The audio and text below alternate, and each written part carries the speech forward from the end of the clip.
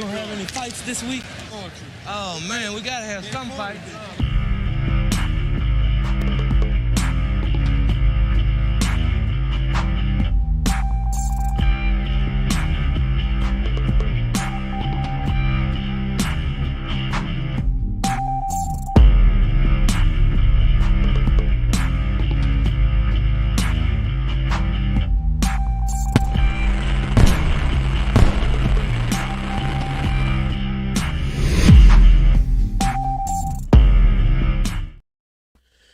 Oh yeah, welcome to another episode of The Cage Match, and once again, we're a little late, but this stuff is, we have to add the content. We want to be creative and do all that good stuff. Wait till we there. have the Monday night game. Wait till we have the Monday night game in only 2 days, a day and a half to get this all ready. No, Thursday night. No, Thursday night we'll have all the time. Oh yeah, after our show. Oh yeah, after Monday night. Yeah, Tuesday, Wednesday. Here you go. Here we go. Once again, turn it around. All right. Again. Anyways, yeah, it's late, but if you're with us, then that means you love us, and that's good enough. Yes, and are we doing our shameless plug? Sure. Don't forget to come to YouTube channel. I know there's people on Facebook. We'll try to say it more often. Come to the YouTube channel, The Cage Match Show. Like our show, share our show, but most importantly, subscribe and hit the little bell, and then you'll know every time we come on, late, on time, whenever it is, when we come on, and we will come on. We will come on. Yes. But you'll know it, and, getting us out there, help get us out there. That's the most important thing. Subscribe to our channel. That's going to eventually help us later on. And in the long term, and be able to help us bring you more content. And, hopefully everybody likes the show. Yeah, we're just trying to do our best, to be, what are we trying to be again? We're trying to be, Raider famous. Raider famous. Oh, yeah. Anyways. Famous, baby. Before we go into the show, let's do a little advertisement for the Los Angeles Raiders Takeover Weekend, hosted by OG Madi and the Compas. They have their party Saturday night before this game, and then they're gonna have the tailgate out there in SoFi, right there in SoFi, in our second home. We're gonna talk about that later. Speaking of second homes, first homes, and all the homes. But not Mahomes. We're not there yet. I'm gonna say, but not Patrick Mahomes. Not Patrick Mahomes. And speaking of the Chargers, a police sketch has surfaced on the reason why Asylum was admitted into the Shady Acres mental facility.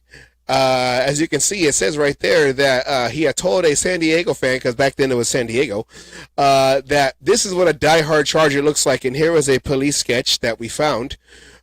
Surface of a witness saw that the diehard battery was getting ready to fall on this Charger fan's head, drinking the beer, not realizing that he's about to meet a real beer. He was mouthing off drinking the wrong beer, and so I had to show him what a real Charger looked like. Yes, a diehard Charger looked like. Diehard Charger. So that makes me Raider famous, though, right? I'm Raider that famous makes now? you a Raider infamous. Raider infamous. Hey, I'll take it.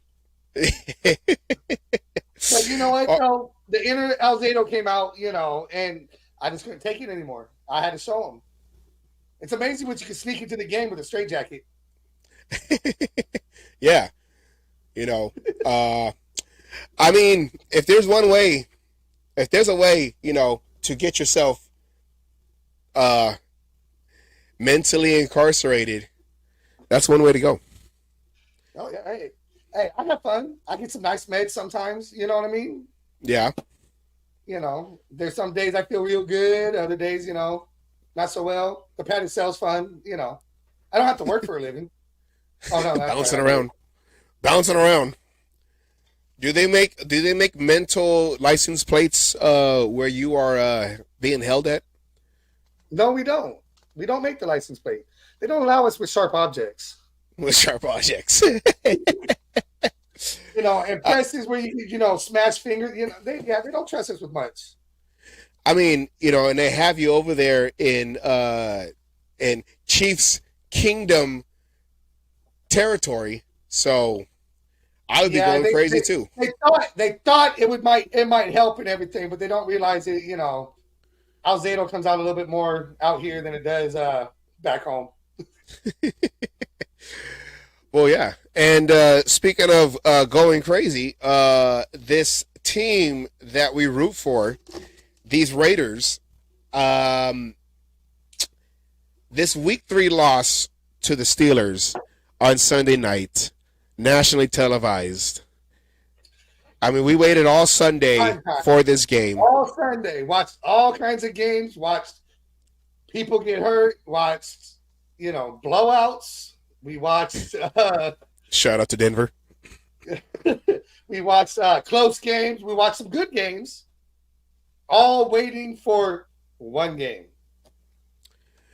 Yeah, and it's just, you know, you have the okay. Let's start over.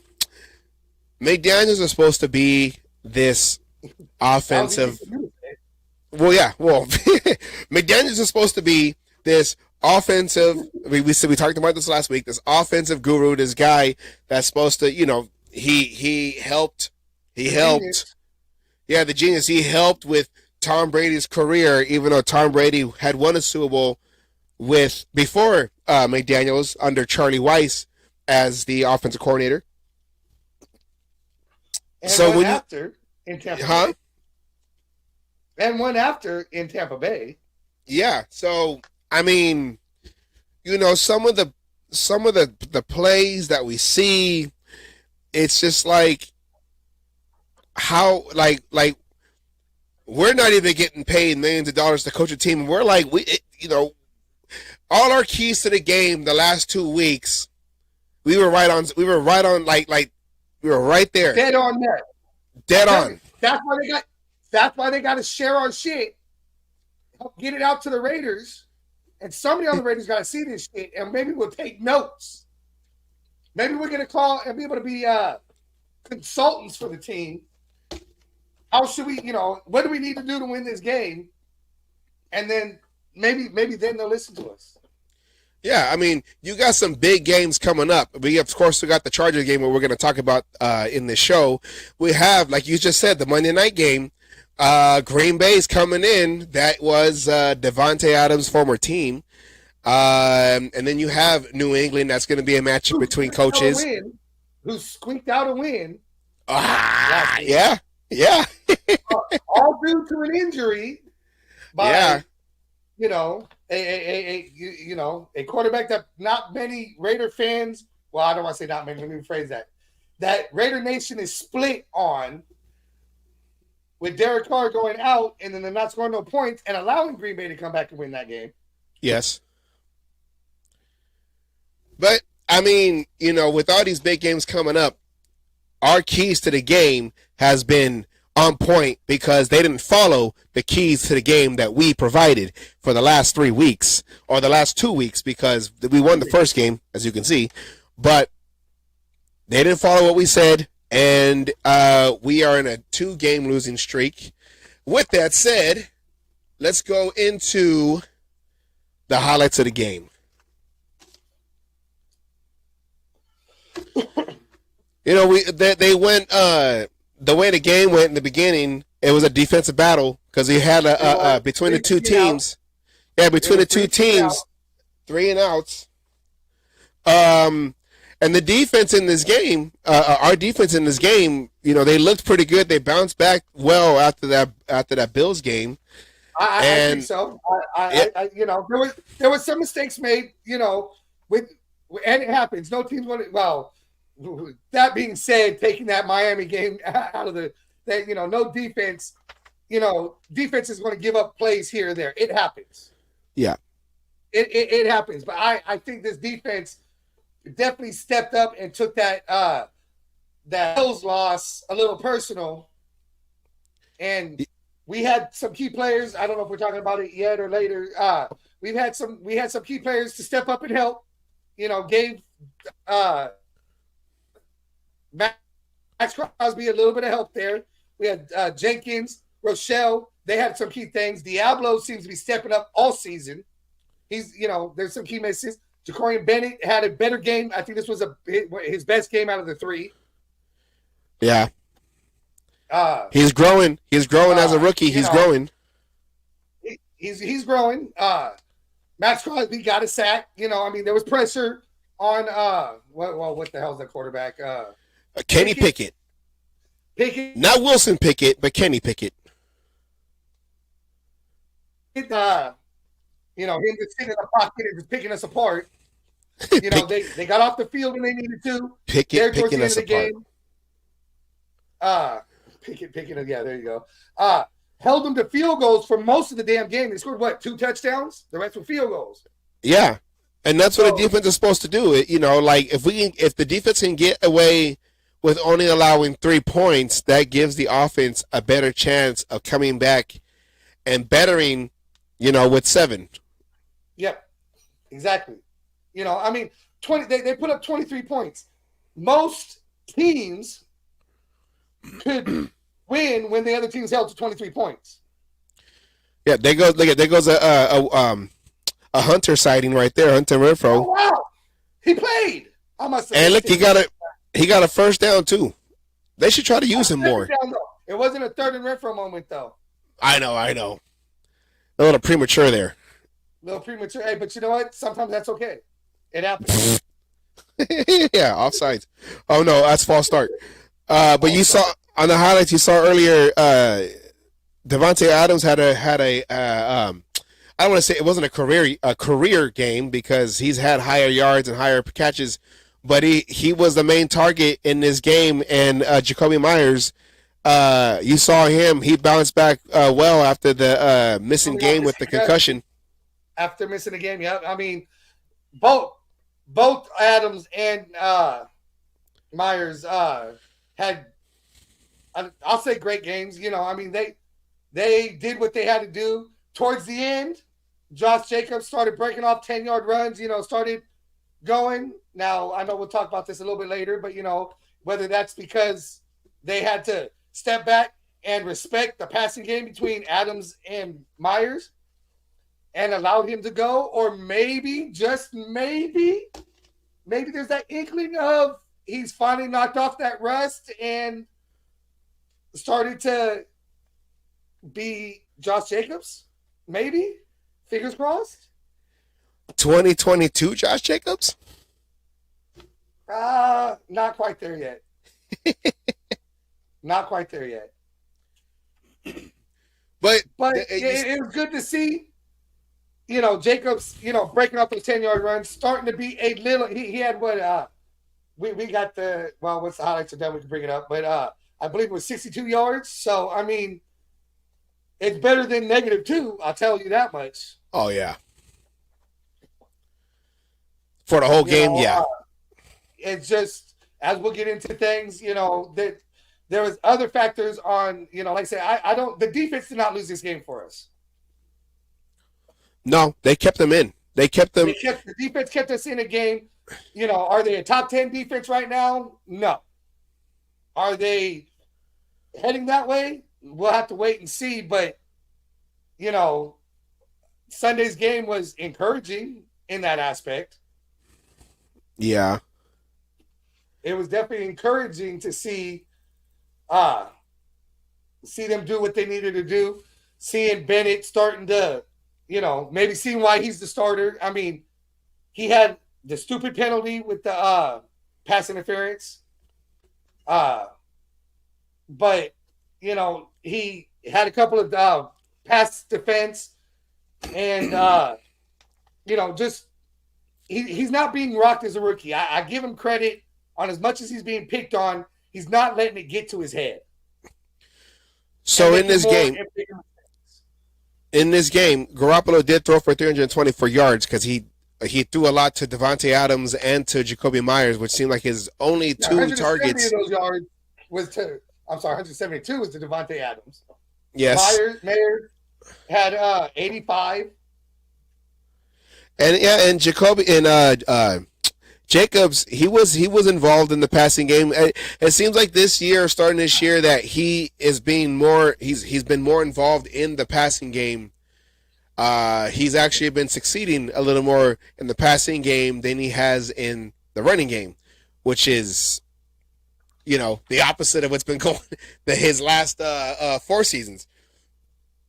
But as you can see, the issue here is, we had Garoppolo threw 2 touchdowns, but he also threw 3 interceptions, which has been the 3rd game consecutively. So each game he's been a Raider, he has thrown an interception. 1 interception. In the last 2 games, he has thrown multiple interceptions. So that's something that we have to, prevent. Needs to stop. Needs to stop.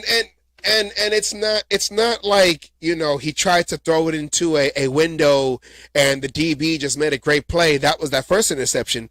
But the second one, where it just looked like he just chucked it because he was about to get hit, that was an ill-advised throw. And then the last one, it was in basically garbage time, because we had no timeouts left, and we only had 15 seconds left in the game. So that was like a desperate pass. But that one that he threw, that second one, it was just one of those. What were you thinking? Who were you throwing it to? Just throw the ball away. Well, we talked about this. What was it, yesterday? Today, we had a quarterback do that in the Kansas City game last year. No, it was in 2020. 2020 at home, where he was trying to do whatever he could to win the game, made an ill-advised pass just like that, and the nation destroyed him for, making that decision. With 12 seconds, and I believe it was the same thing. It was something like 12 seconds left with him as well, with Derek Carr. I'm not afraid to say his name. Once a Raider, always a Raider, except for 3. Except for 3. Except for 3. So, Carson Palmer. Carson Palmer. And you got to. There's another thing. This was also the first game Jimmy G was sacked. He hadn't been sacked in the previous 2 games. And he's been hit.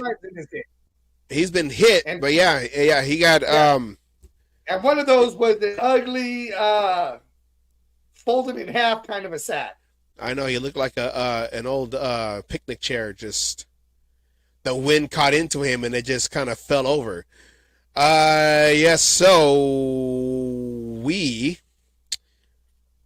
I'm trying to move my mouse out the way.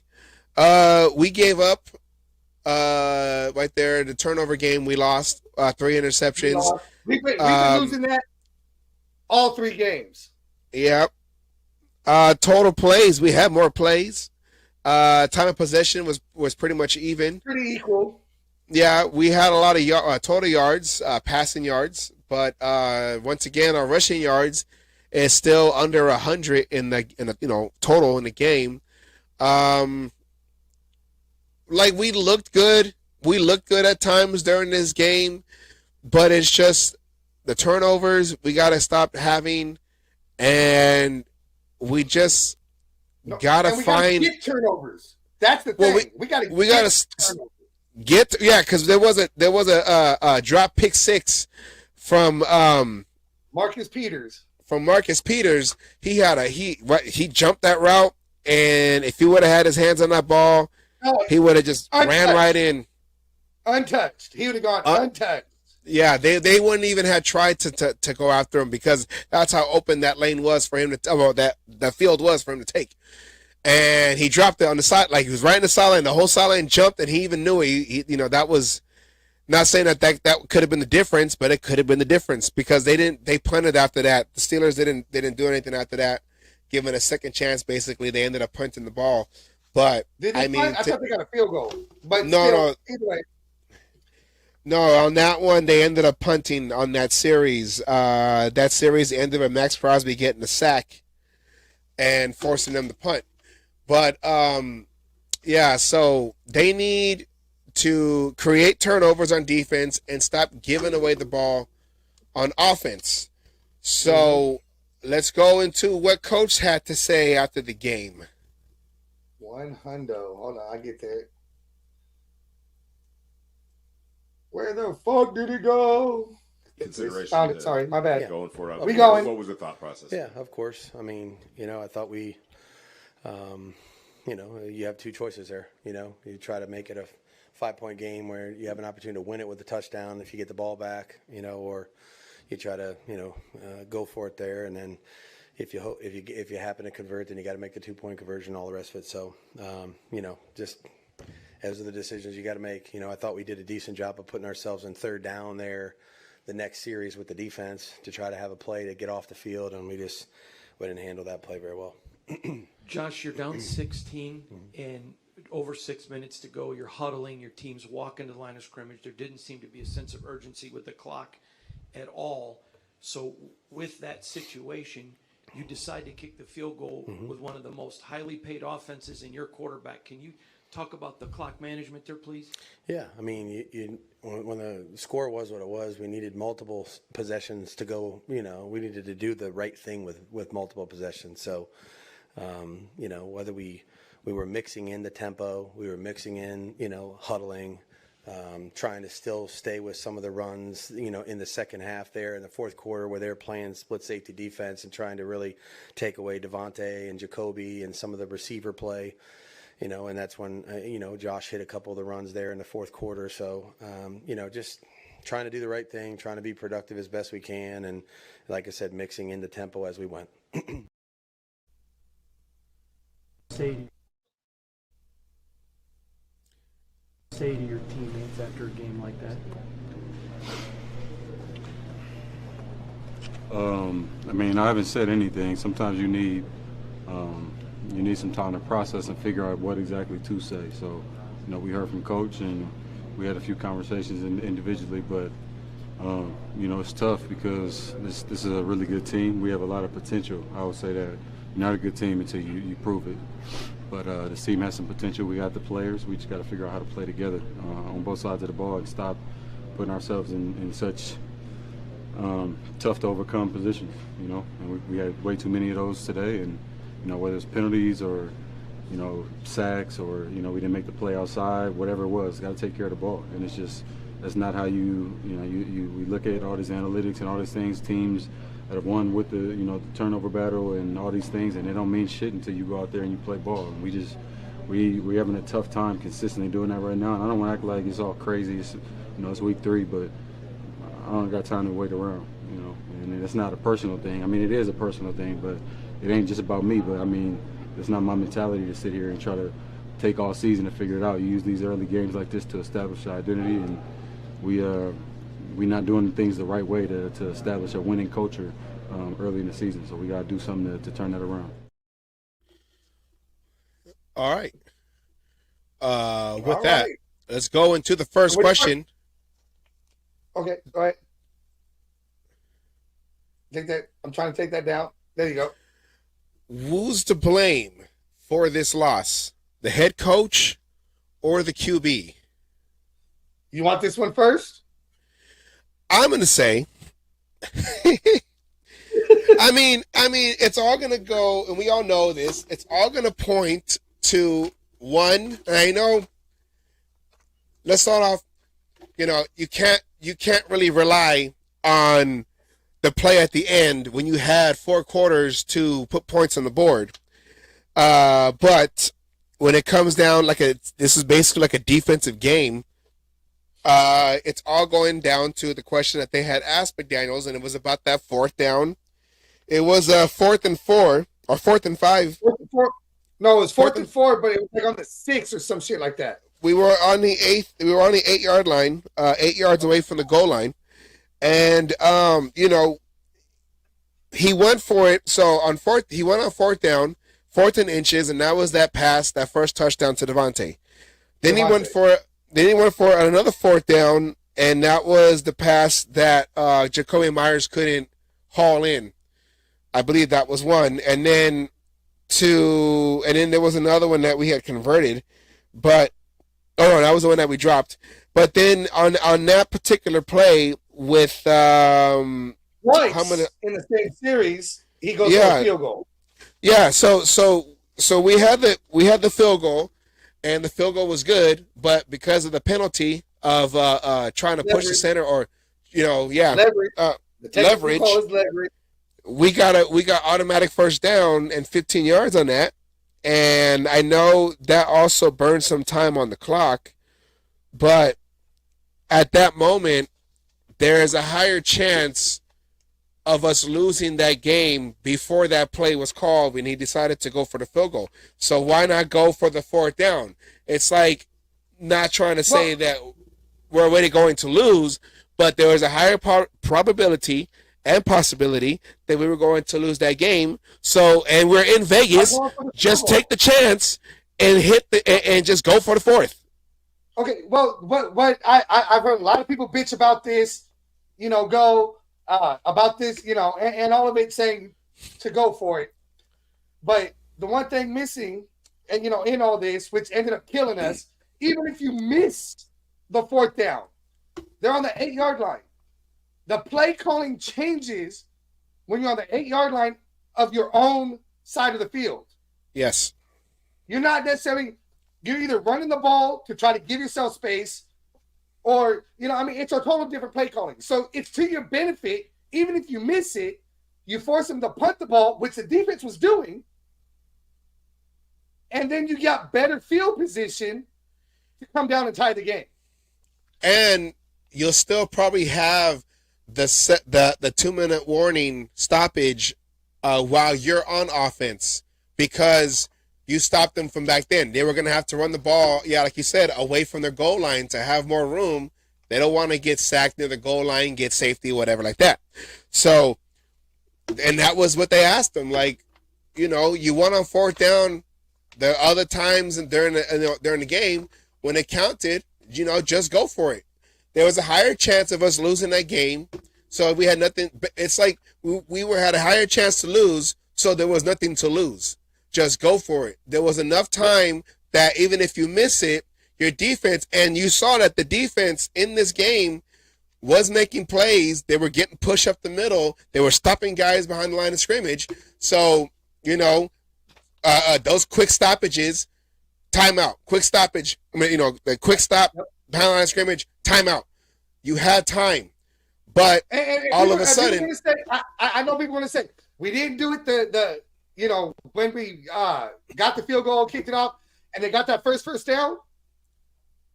And then we stopped them again. After but that's where the play calling comes in different.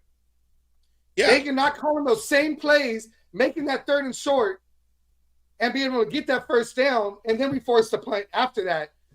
When you're on the 8-yard line, those are different plays that you're calling.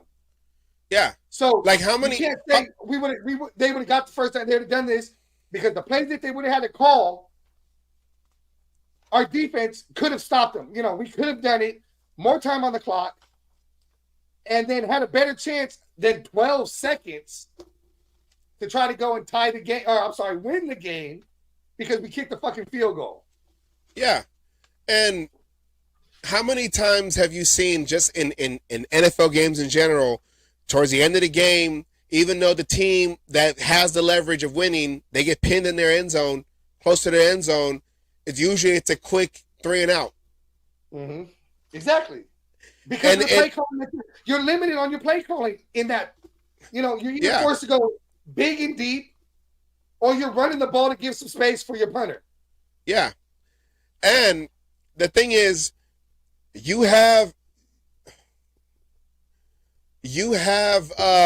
my auntie in Vegas, she said it's the coach's fault. Shout out to my auntie in Vegas. Every time I go to Vegas, she always takes care of me. Take cares of me. You know what I'm trying to say. Not just you. She takes care of a lot of people. Hi, auntie. Yes, my godmother. The thing is, McDaniels was aggressive during these fourth down calls early in the game, but when it mattered, he held back and kicked the field goal. They asked him, "Is that a lack of confidence in lack of confidence in your offense?" And he said, "No, it's just that we I missed the believe in our last defense. one.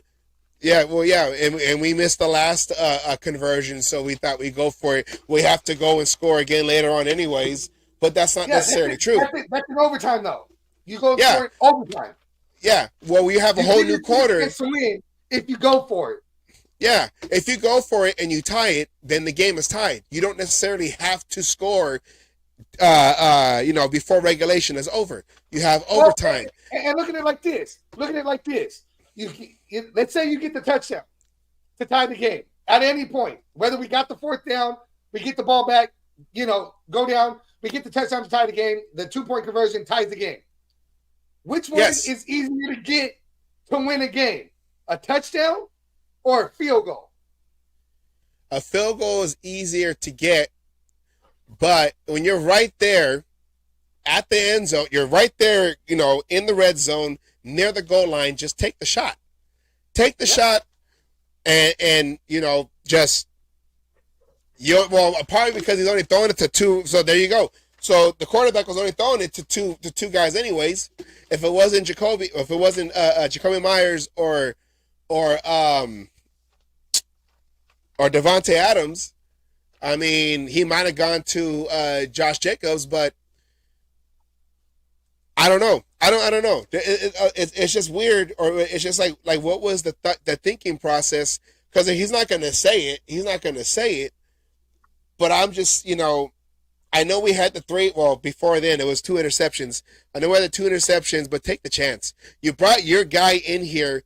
You brought your quarterback in here to run your offense that he is familiar with from your guys' days with the Patriots. But you don't use him. You don't take that chance. You go for a field goal. You take the easy way out. So I don't know. And it's calls like that. I agree. And it's calls but like now- that. Huh? Go ahead. No, go ahead. I'll let you finish. No, I'm saying it's calls like that where Raider Nation is like, it's time to let this guy go. It's time to fire him. And it's not, everyone's all like, give him a chance, give him a chance, give him a chance. But when you see an offense that has so much talent and is supposed to be, the play calling is supposed to be called by someone who has an X amount of rings as an offensive coordinator, and you see our offense, it's like, it's obvious that it has to be coaching. We saw it last year. Well, but, okay, hold on. But I'll argue the other side real quick. That's where I was trying to go with this. On the QB, he targeted only 2 players throughout the whole fucking game. Yeah. We have Hunter Renfro. We have Mayers, for tight end. We have, I don't Hooper. even know. Wilkerson was a scratch. But Hooper, the other tight end. Hooper, even Josh Jacobs coming out of the backfield. He missed a pass to Abdullah, who I'm not sure if it's Abdullah ran the wrong route or Garoppolo threw the wrong route. There was a miscommunication on that third down. Yeah, definitely. But I mean, when you only focus on 2 people, I mean, there's the argument for the QB. So maybe it's a little bit of both. A little bit of both. Play calling and and the QB just being, laser focused. Now, granted, usually it doesn't work out. Usually when you laser focus on somebody, they don't get 170 yards, 13 catches, and 2 touchdowns. Yeah. The defense usually could, stop that and go. But we had Jacoby Myers, which, went and some of the which helped, draw the defense, to him. We had plays, by putting, I had somebody at my watch party ask, why is Devontae Adams in the slot? Because that ends up putting a linebacker or a safety on him and giving him a one-on-one. Yeah, someone slower. Yeah, so, I mean, they, some of the play calling was quote-unquote working. So, I mean, 60-40, maybe 70-30, on both. 70 on the head coach, 30 on the QB. I mean, they moved the ball. And the pick. You got to put the picks in there too. Yeah, if you moved the ball better than you did against the Buffalo Bills, and the Steelers, I believe, have a better defense than the Buffalo Bills.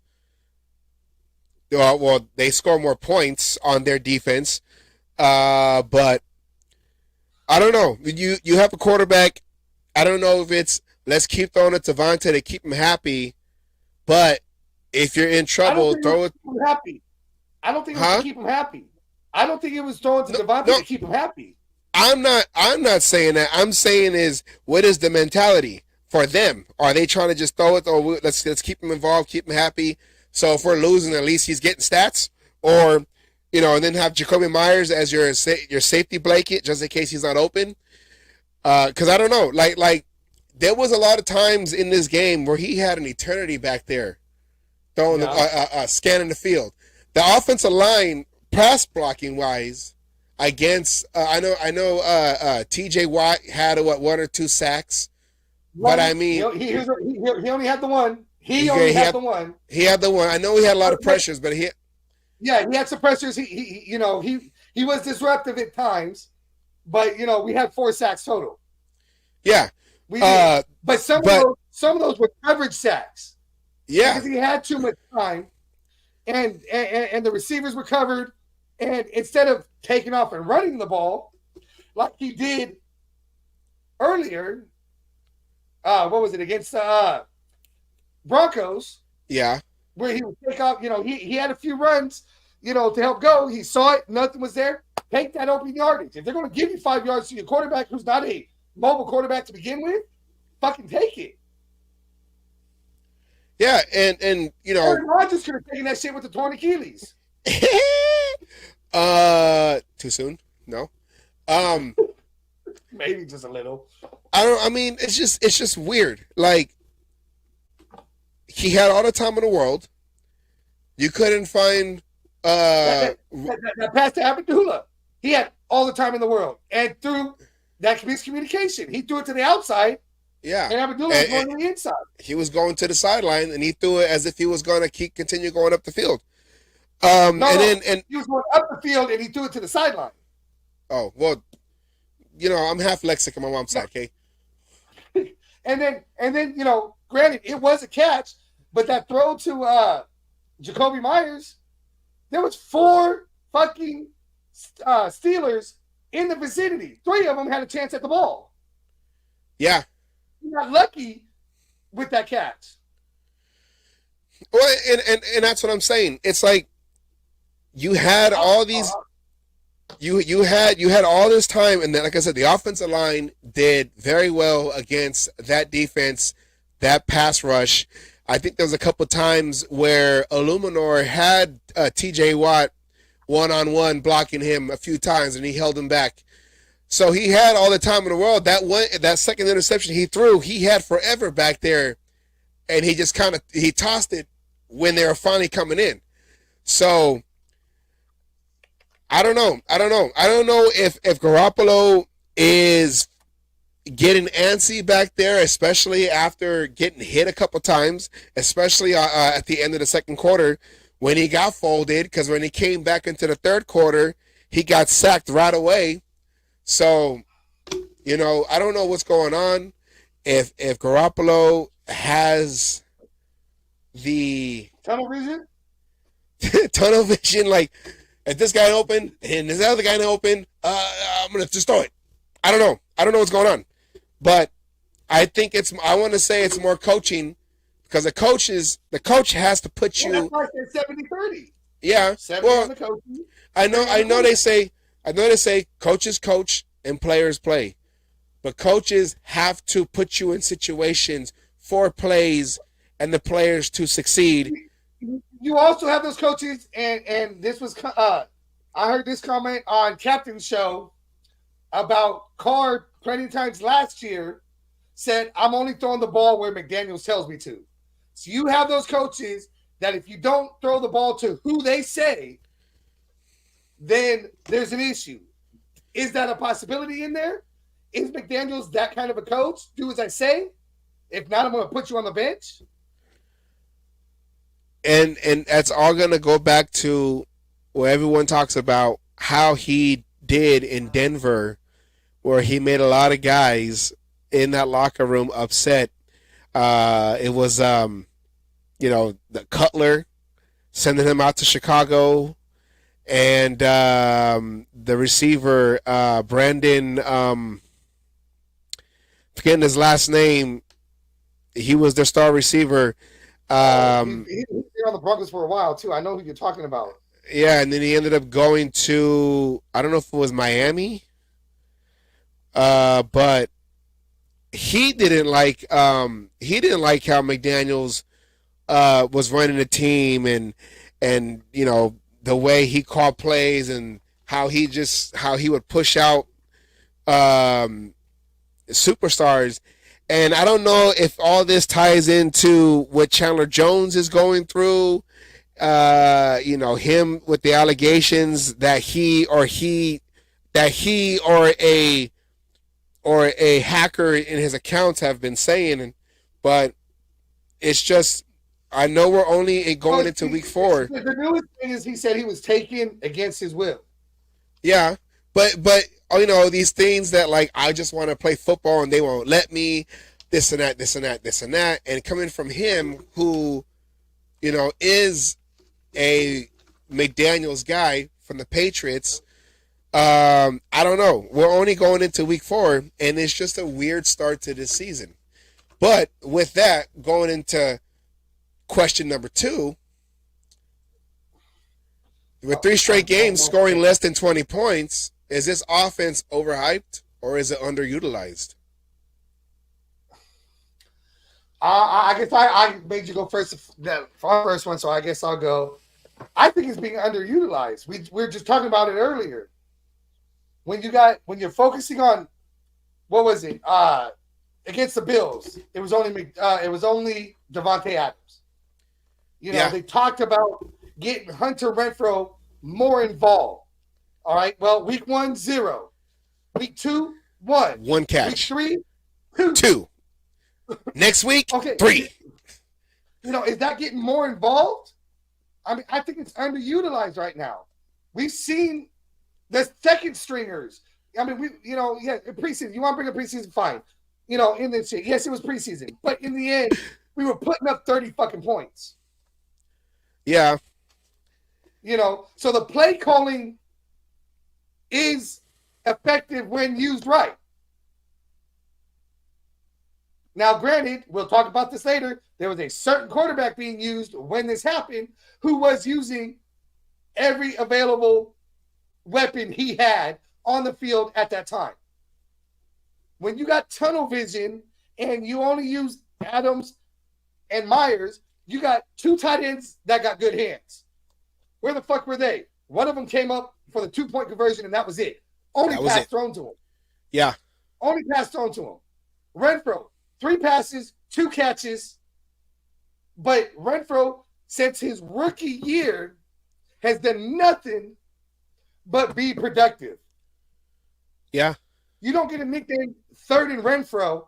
We were able to go to him when it was 3rd and 7 and get a first down. 3rd and 10, get a first down. You don't get that kind of a nickname by being ineffective. I mean, they had, I think it was Jacoby Myers, do a 3-step move to try to get open. That's a Renfrow move right there. Renfro's perfected that.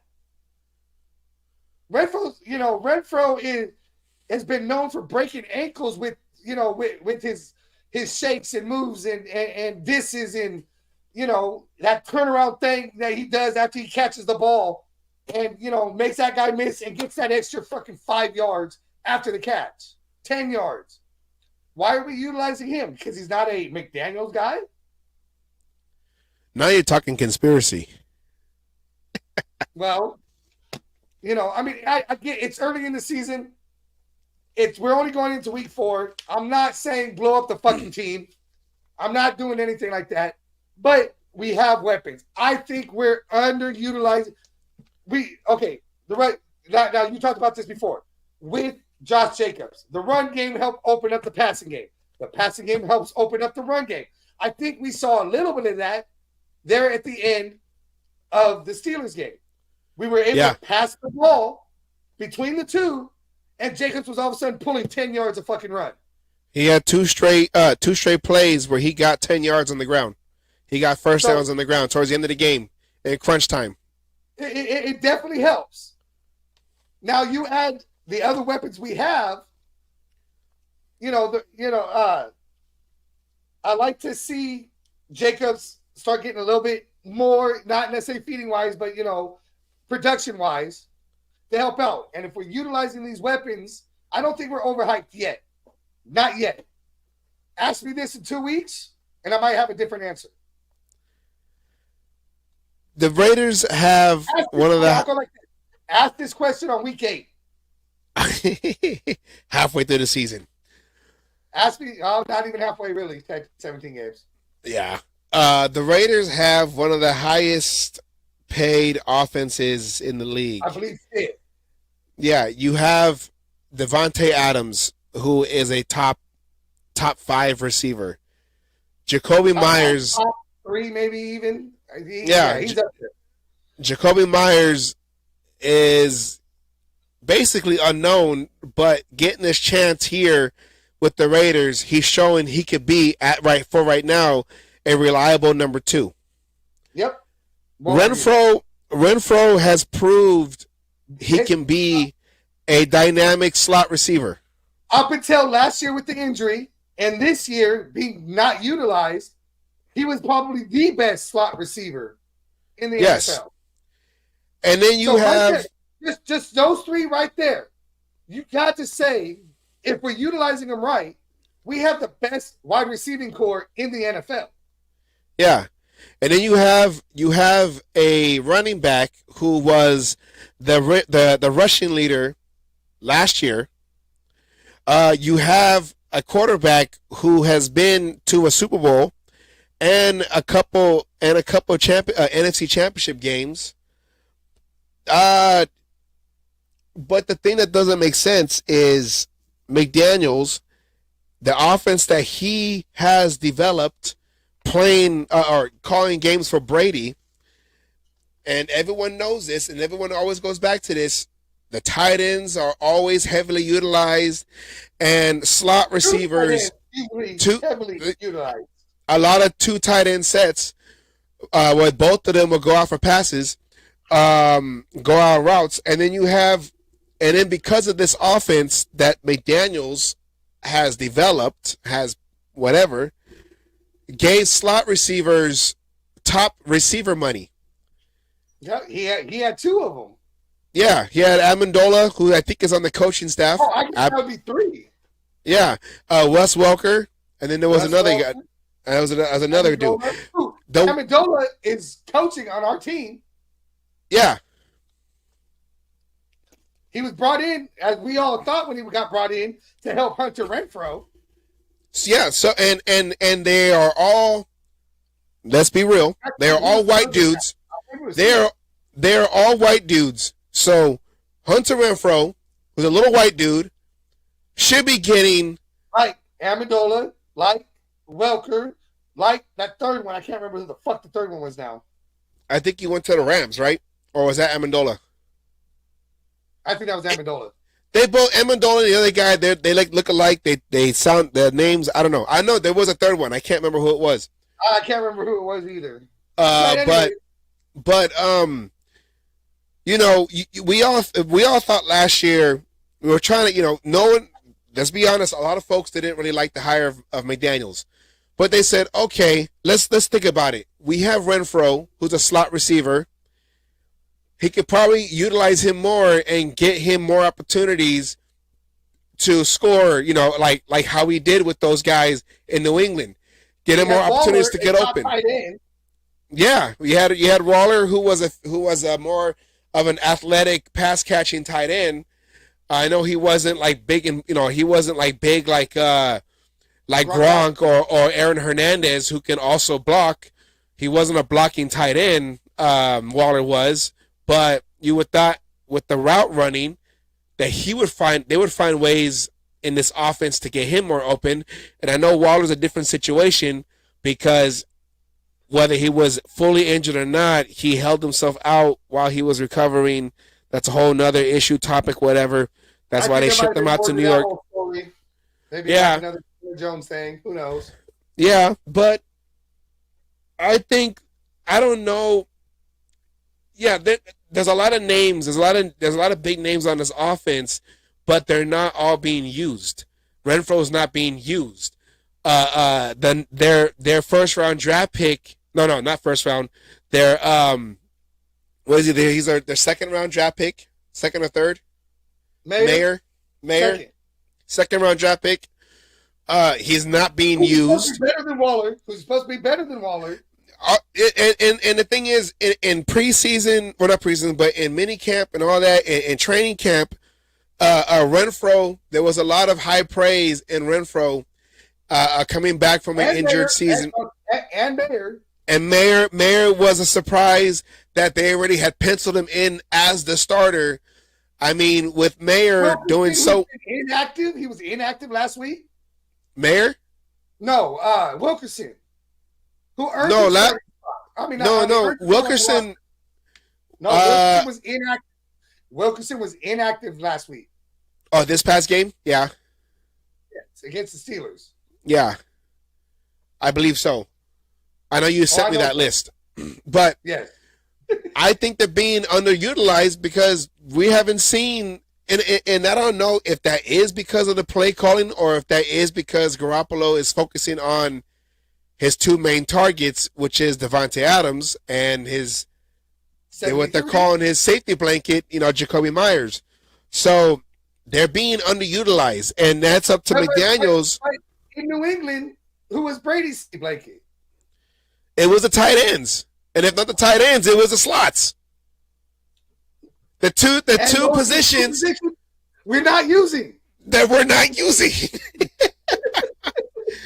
Epiphany, everybody. Epiphany. Stay woke, guys, out there. Stay woke. So it's just weird how it's like, and that's, I keep saying the word weird because it's weird. It's like the two main positions that always got utilized in New England with Tom Brady, the slot guys and the tight ends, they're not being used with Garoppolo in this offense. Even when he has all the time in the world, like how does all these DBs and cornerbacks and how do they for all the time he had that interception he threw, he had about like 5, 6, 7 seconds back there. That is an eternity for a quarterback to scan the field. How do you not find anyone, at least more than an eternity? But I'll give Captain Jack his due. I didn't see it. I tried watching the game again to focus on this, but I was at work, so I was missing little things here and there. As Captain said, and he was at the game, he said 2 of those interceptions he threw off his back foot. Now, why are you throwing off your back foot if you got eternity? That second interception, he had forever back there, and he forced that ball when someone finally broke through the line and was about to hit him. Then he came back and he. What was that after he got folded? That was after he got folded. So I think that was in the. Oh wait, but was it after that apparent roughing the passer helmet to helmet hit? Turnover on them. I have my notes right here. That interception happened. Roughing the pickup. It was in the third quarter. It was where he overthrew the fucking receiver, right? Yeah, he overthrew him over there on the right side, but he had forever back there, and So that was probably Jimmy G trying to prove he could throw a deep ball. Probably, yeah. But it was a forced throw. It was a forced throw. Right, no, I agree with that 100%. I agree with that 100%. Yeah, the previous possession was when he tried to force that ball to Adams when Adams had to jump and he got hit. No, Adams got hit, but they threw the flag, and they picked it up though. Oh, So there's two of those. Now we'll be talking about that later. yeah, so it's either on the quarterback. I don't know, but either Jimmy G is not seeing everybody, or Progressions and just fucking bam, bam, throw the ball. I mean, he's trying to come out with the ball quick, and that's always good. But you still got to be able to read your field. If they're not open, and then it goes, to this. I'll even go this far. And we'll probably talk about this later because we got highlights and shit. If you got the open field and your receivers ain't open, what are you supposed to do? We talked about Aaron Rodgers doing it with the torn Achilles. you Fucking run. Take the fucking 5 yards. Run. And that's the one thing. And who they say, I don't care. Let's go back in time. Why did what they kept saying from a previous quarterback? He wasn't doing enough. What? Oh, Running. Derek Carr would not run the ball because he was afraid to get hit. Yes. So, did we upgrade? I don't know. The jury's still out. But as of right now, that might be a discussion for next week or the week after. for right now, the jury is still out to see if we really actually did upgrade on quarterback. I don't know. If you want an answer, I'll give you an answer now. But as of right now, I don't think we did. It's not looking that way, as you can clearly see by the evidence that has been put out there on tape. But from the offense, we go to the defense. The defense bounced back. They bounced back after that poor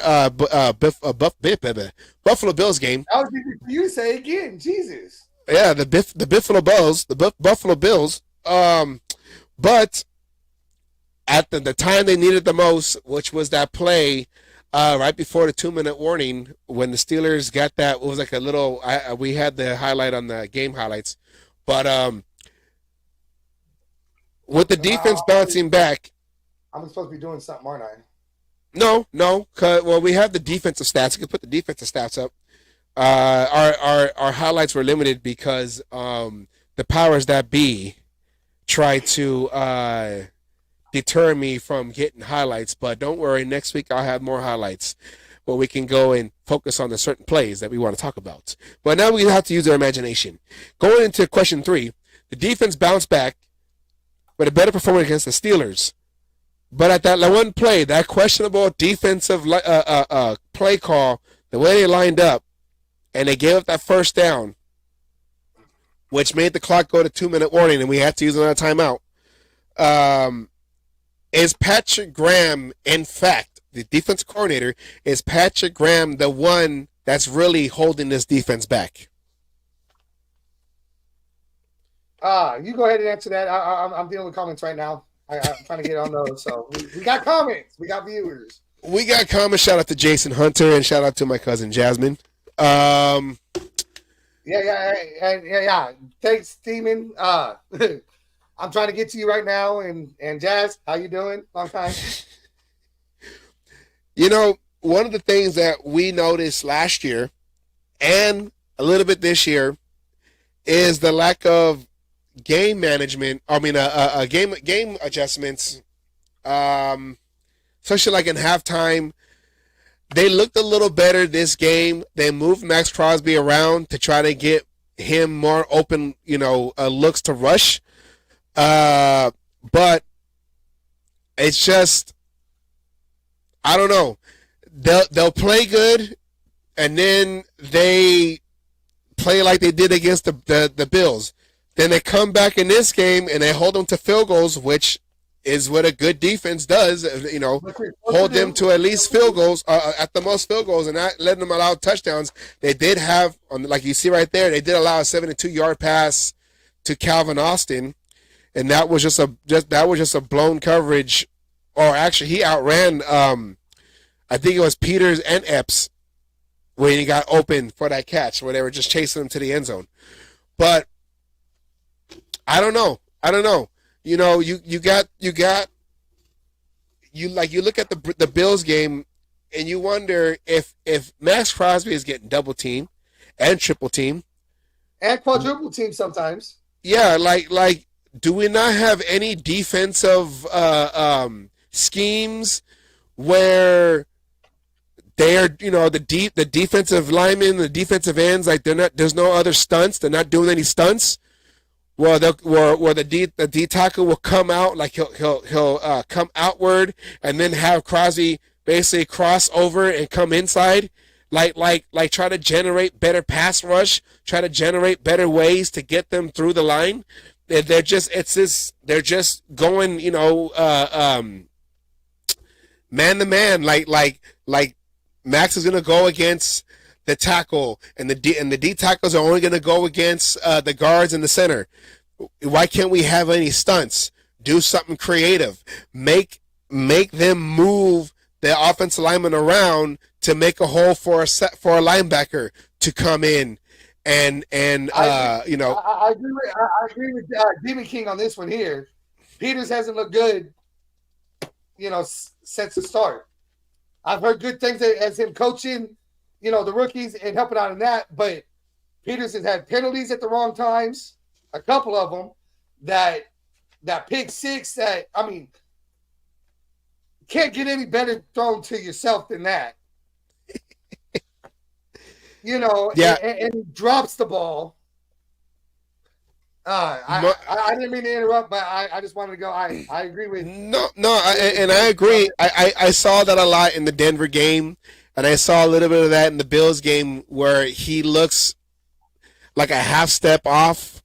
That's probably why he's getting caught holding guys. And then of course that was thrown straight to him. That ball was given to him to running back. The NFL script, and I have it right here, says throw ball to Marcus Peters and score a pick six for the home crowd in Las Vegas. And he dropped it. So with that, messed up the whole script. Didn't follow the script, okay? It was written by NFL executives. They say, we're going to give you a chance, Raiders, because you are part of the Patriot takeover. They're taking over, so we're going to give you a little gift like we did last year when Chandler Jones got that interception from your future receiver. We wanted to try to help you out with your home opener, and he dropped that ball, and he could have ran it in because there was no one in front of him, and that could have been a pick six. Was it that we were supposed to win this game, though, or lose this game? I think with that drop, they had to go the other way because they didn't want to make it look like it was scripted. But I don't know. It's just the things like not having, and I don't know if they are shading a safety to help out Bennett on the other side, on the edge, on the corner. But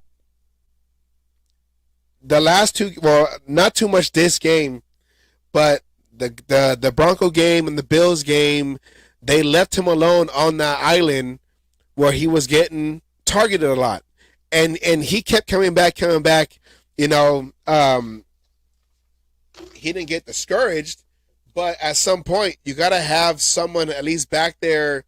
I mean, you have to. I know you don't want to take a guy away from his own responsibility, but if they're going to find a way and they're going to keep running the same play, a same route at that receiver, a same guy, a target at that receiver, and allowing completions, I mean, you have to adjust. You have to adjust to stop that. It's like us last year. We're going to keep running the ball down your throats until you stop it. We can run the same play. You can know where the play is going. We're going to keep doing it until you stop it. So I don't know if there are adjustments and the players are not really catching it. I noticed they said this is supposed to be a difficult defense, but sometimes you just got to let the players play. Yeah. Well, sometimes you just got to let the players play. Not, if you have them thinking too much, Yep. they're not going to be able to act and react to the play. They're trying to not mess up. They're trying to follow. And I know NFL defenses going against these NFL offenses, they have to be, there's a lot of strategy within each position, covering each position. And, it's a chess match, and I understand that. But at some point, sorry, go ahead. at some point, you got to let the players play, but you also got to put them in positions to succeed. Yeah, I agree with you 100%. I just wanted to comment on Demon King's comment right here that's up on the screen with about Tyree Wilson. He's coming off of a foot injury. Now I've heard different things. He had a surgery on his foot. I've heard Captain and a few other people say it's plantar fasciitis, which my wife has had. So I know secondhand what people go through on that. Yes, we did draft him. Yes, he hasn't put Jalen Carter numbers up as of yet, but he's a rookie we're going into week 4. So he's had 4 weeks of actual practice because he was in the last preseason game. And then now we're going into week 4. So I'll give the 3 weeks. We had breaks in between. He's nowhere ready. He was supposed to be, Captain talked about it yesterday, and I know Demon King was on there and going, he was supposed to be slowly brought in, plays here or there, passing play, shit, and slowly brought in, not thrown in because we don't have the edge rusher that was supposed to be our starter, Chandler Jones. And I think everyone has too high of an expectation right now for Tyree Wilson. Let's give him to week 8. Give him to week 8. Now, if he doesn't start looking better, starting to put up numbers, then we can start talking, one way or the other. But right now, you're asking. We've thrown Jacorian Bennett to the fire, to the wolves, and we're talking about week 3. He started, and I'm talking about started to look better. He's had a lot more playing time than Wilson has, but he's not coming off an injury, and a foot injury affects a defensive lineman a lot. They've got to get that push. Yeah, that push. And all that. So, yes, it does look kind of silly right now, but I fully believe, I said this yesterday, I'll say it again, we're live, everyone can hear me, it's on tape, okay? I think we will see why he was drafted, where he is, or where he was, week 8, week 9, somewhere around that time. We're going to start seeing Tyree Wilson that was in college. He's got a bull rush. We've seen it already. He's doing that. We talked about it before. He's not reacting. He's not playing. He's trying to take everything in and go. He wasn't supposed to be effective probably until about week 10, 11, 12 in reality. And he's being thrown in there coming off of a foot injury. How many running backs have had a Liz Frank injury? And I'm not saying his was a Liz Frank. I'm just using this as an example. Coming from a Liz Frank injury and not be effective for a good portion of the season until they know that they can put pressure on that foot and make those cuts. McFadden had that a long time ago. Right? He's got to trust his feet. And right now, I don't think he trusts his feet. I wanna comment on what Demon King said right here. I'm tired of drafting these guys and waiting. I was gonna say this too. I get where he's coming from because you had in the last couple of years, you had guys. What was his? Was the DB DJ? I forgot. Huh? Hayden. DJ Hayden had the heart condition or something. So we drafted him number 1, but we had to wait until he was healthy. There was another DB, I believe, that we had drafted number 1, and he had some kind of injury issue. And there was somebody else. I think it was all on defense. Somebody else that we drafted. Yeah, DJ. There you go, Hayden. Yeah, like you said. And there was somebody else, and it's like I know I'm not going to say Tyree Wilson is a project, but we have drafted these project players in the first round that never panned out. And I don't know if, when you're a first round draft pick, we've reached. Cleveland Farrell was a reach. I'll admit that. You know, Number, yeah. But Number, you know, Arnett. Okay, Demon King, you come up here. Arnett. You know, that was somewhat of a reach right here. You know, he turned around and fucked up his career by doing the post. You know, with that gun and all that other bullshit. But God damn, I lost my train of thought. Where was I going with this?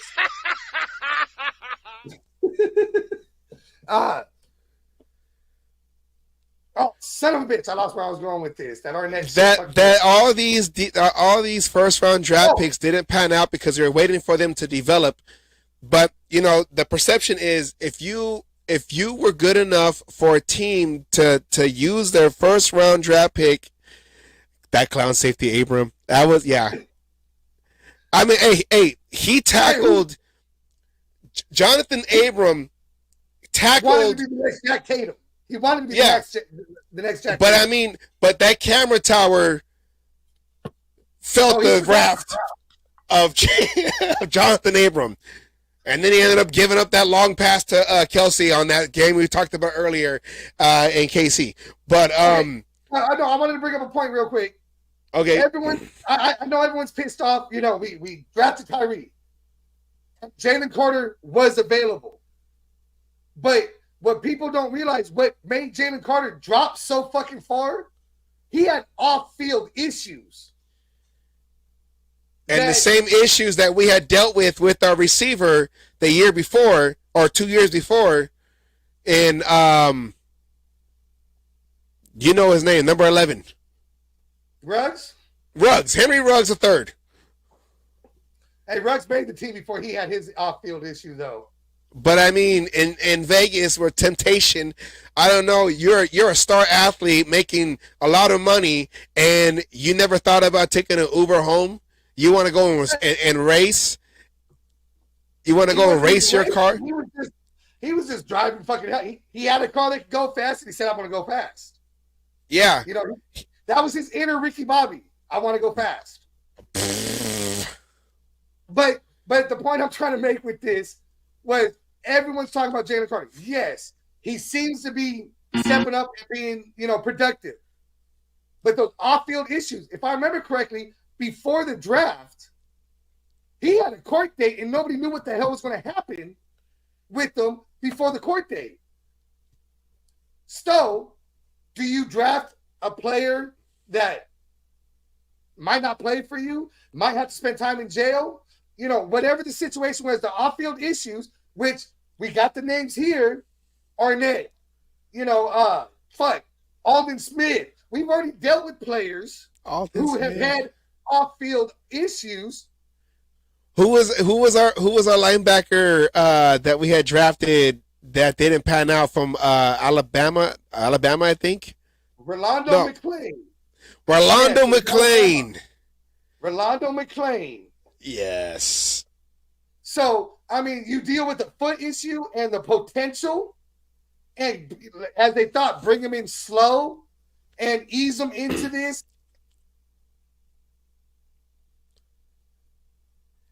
Effective next year, you know, be the, you know, edge rusher that he's exposed to be?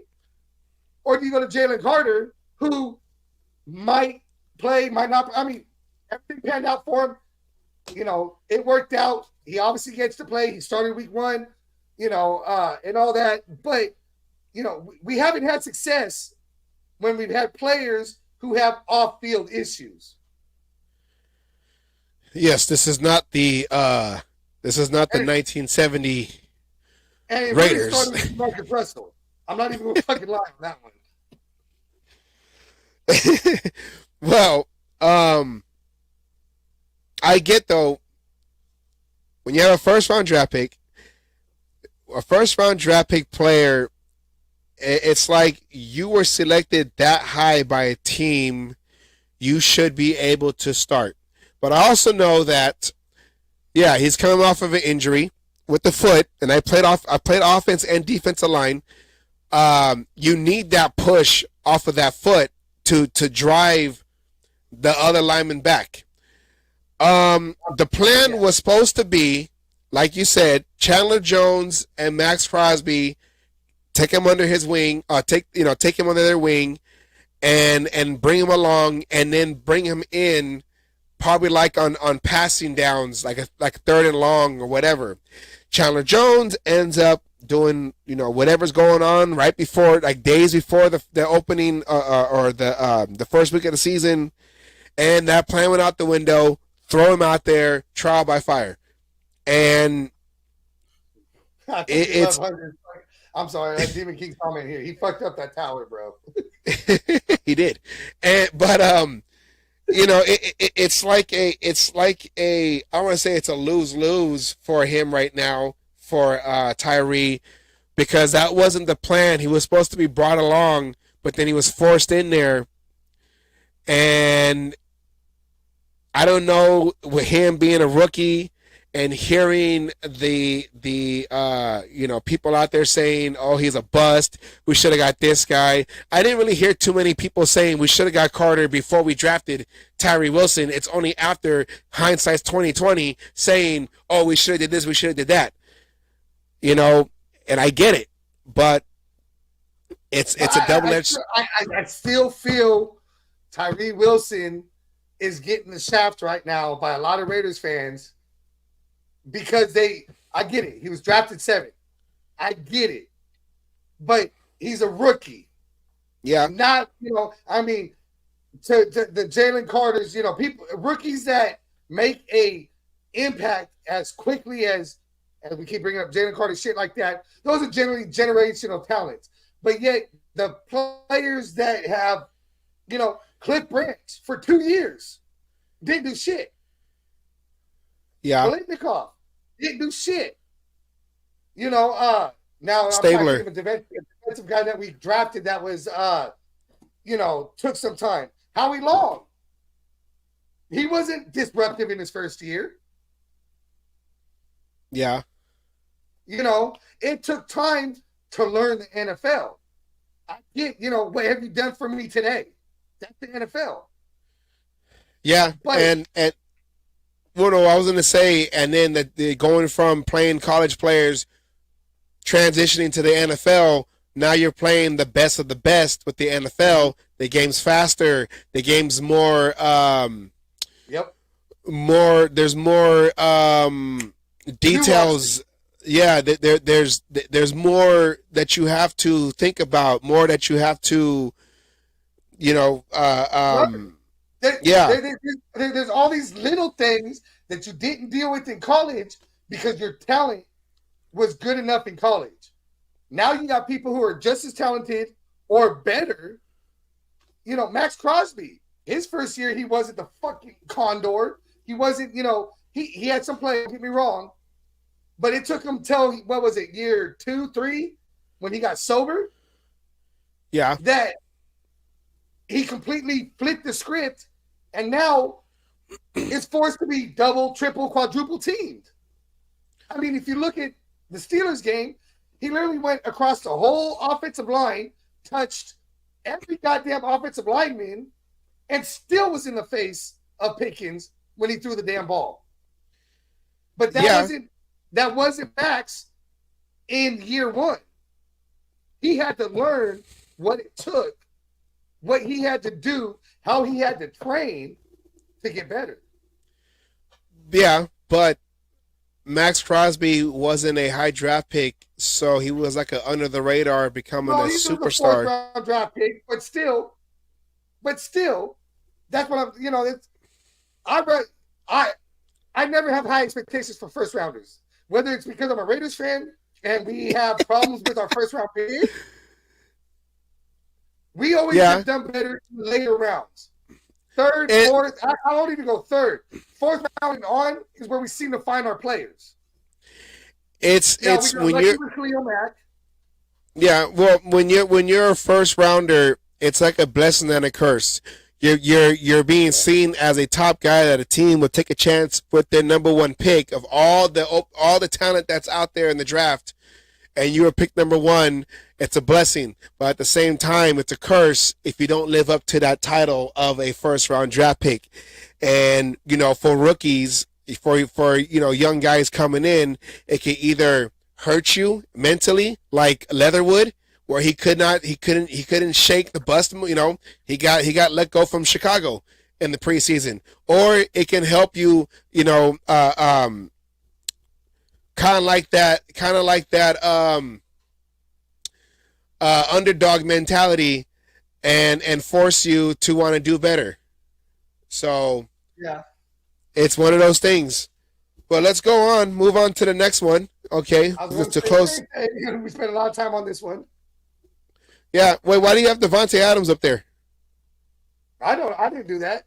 My bad. Sorry. By the way, Devontae Adams had 172 yards with 13 catches, and 2 touchdowns. He had a good game. He balled out. Yes. Oh, and then well, since we're talking, and Jacoby Myers in his first game back, he had a good game too. 86 yards. Yes. Next question. No touchdowns, unfortunately. Yeah. Well, maybe if he would have went for it on that fourth down play, we could have. And tied the game. Renfro's 8 yards. Yes. 6 yards, whatever it was. I mean, that's Renfro's specialty right there.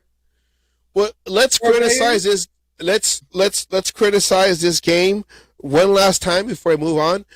How was your grade for this officiating crew? This. I'm gonna give him an even D. Even D. An even D. I want to give him an F, but we did get 2 calls that went our way that were probably not really penalties. One of them was the hit on Garoppolo. Yeah. And the other one was, God damn it, what was it, guy? We had, the call on Bennett was a legitimate call. They had some calls that were right, but we had 2 penalties picked up that should have went our way. The Jacoby Myers down the field. I don't remember what the other one was, but I do know it got picked up. Anyways, just because we got 2 calls to go our way, I'm going to give them a D instead of an F. Well, the other one was there was the penalty, the PI that they picked up against Jacoby Myers. They got that personal foul on Crosby when he went to go pull the guy out from the pile, and they said unnecessary roughness. Then you had the PI penalty against Bennett. But they did get the illegal shift after on the Steelers to negate that play. I know what you're talking about. No, okay. Jimmy G throws ball to Adams and gets hit. Flag thrown for unnecessary roughness, but picked up. So there was that hit on Adams, I guess, for I don't know if it was like a defenseless. Yeah. Defenseless receiver. Yeah. Yeah. But also, they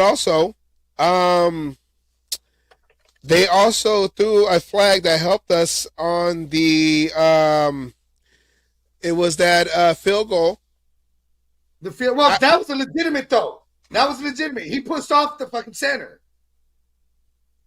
Well, okay, there was the pass to Abdullah for a first down or near the first, but they got a holding penalty on the defense, so we ended up getting the first down on that one.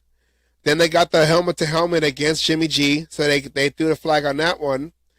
And then after we scored the touchdown, we were going for 2 points. They got the PI in the end zone where we were able to try again for the 2-point, which Mayer got that play. I got that the 2-point conversion. But I think one of the plays that I took a note on was that was when Hobbs went to go. It was a third down play, and Hobbs defended that. It was a receiver where he defended him. It was a real like bang bang. It was a hard play, and they didn't throw a flag for PI on that one, which usually they would. I don't know if you remember that, but towards the end of the game, it was a third down. They were trying to pass it, and Hobbs had defended the receiver. And and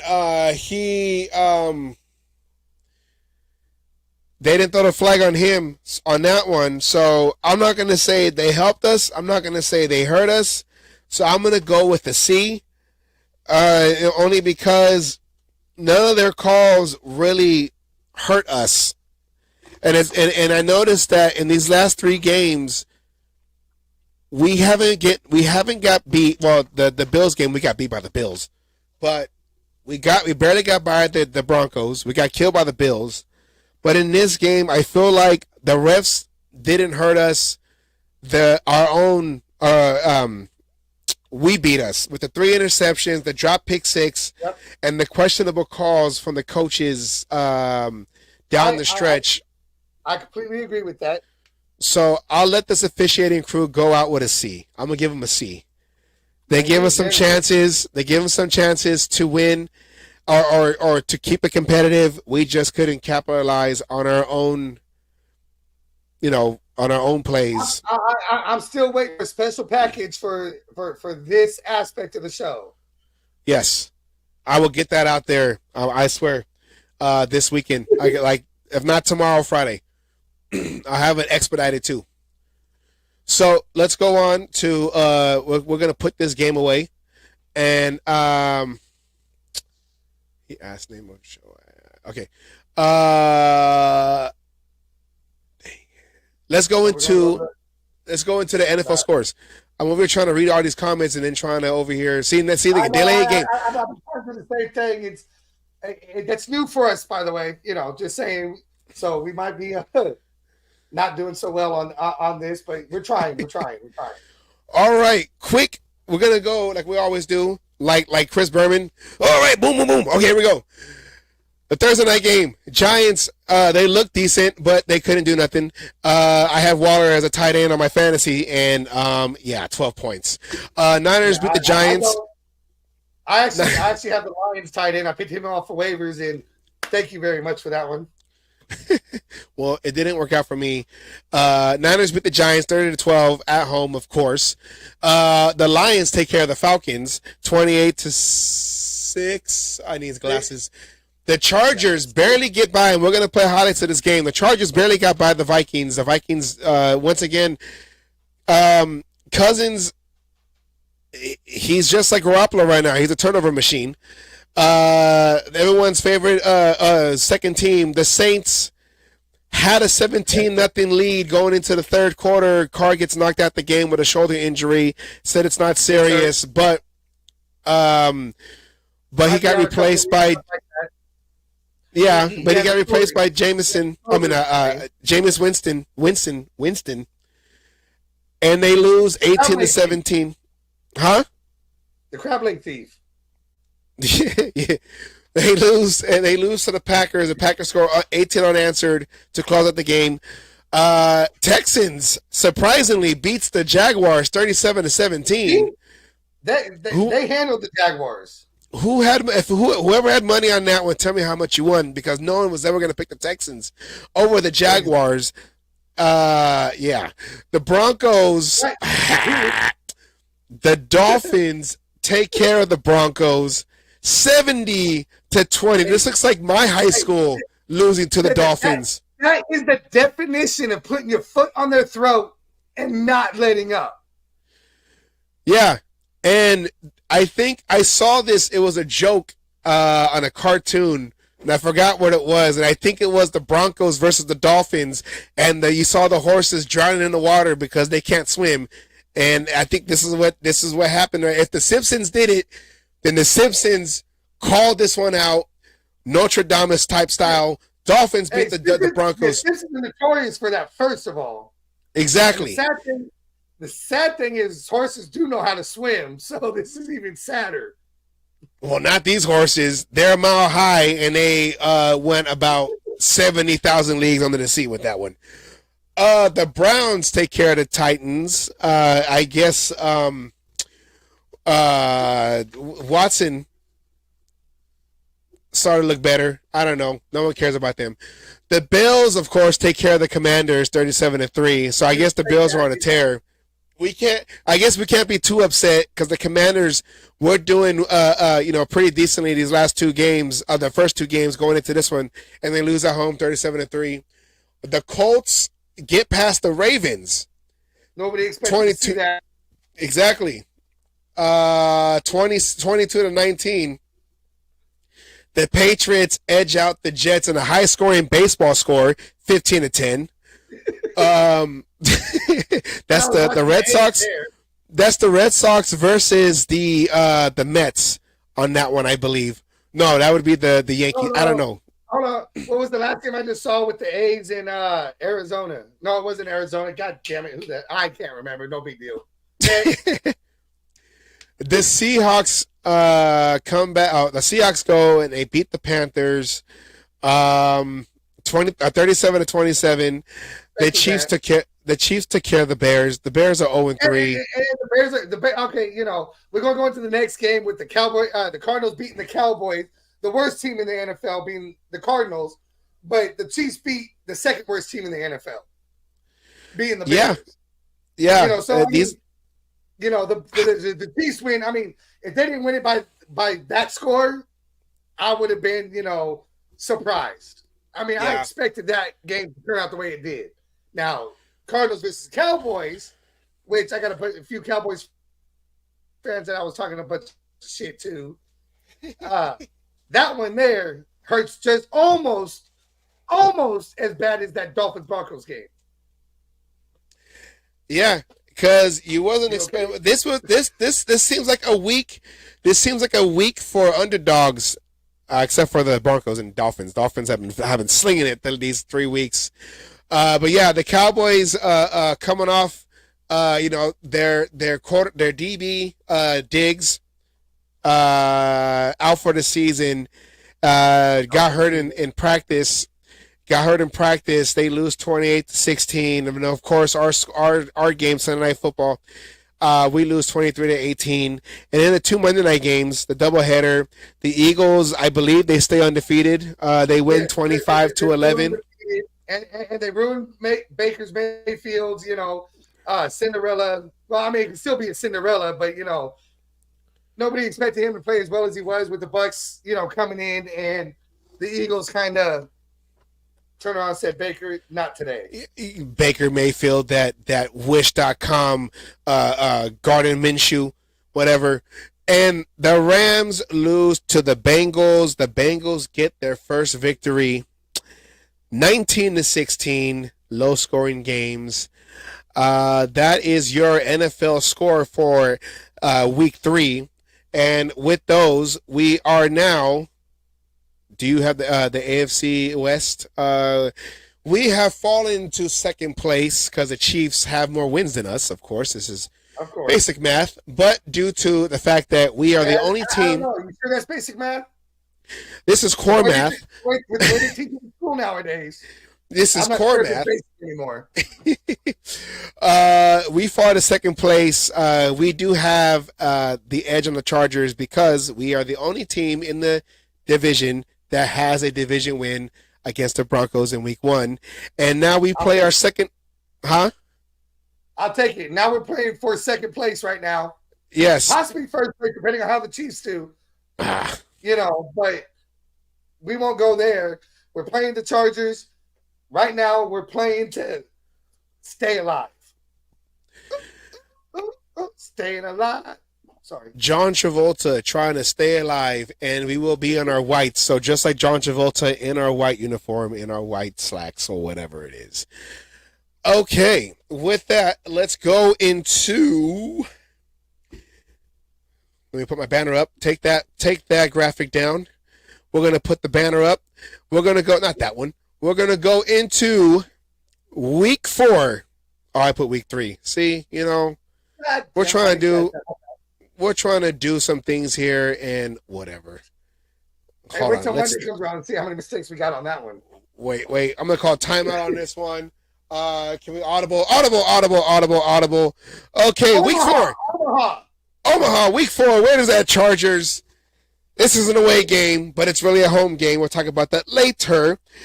Raiders versus Chargers. Let's go into the history of this of our division rival.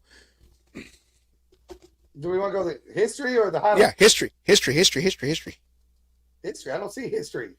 It's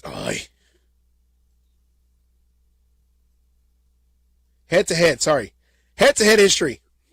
Thank you. Say it right. Whatever. Calling the plays.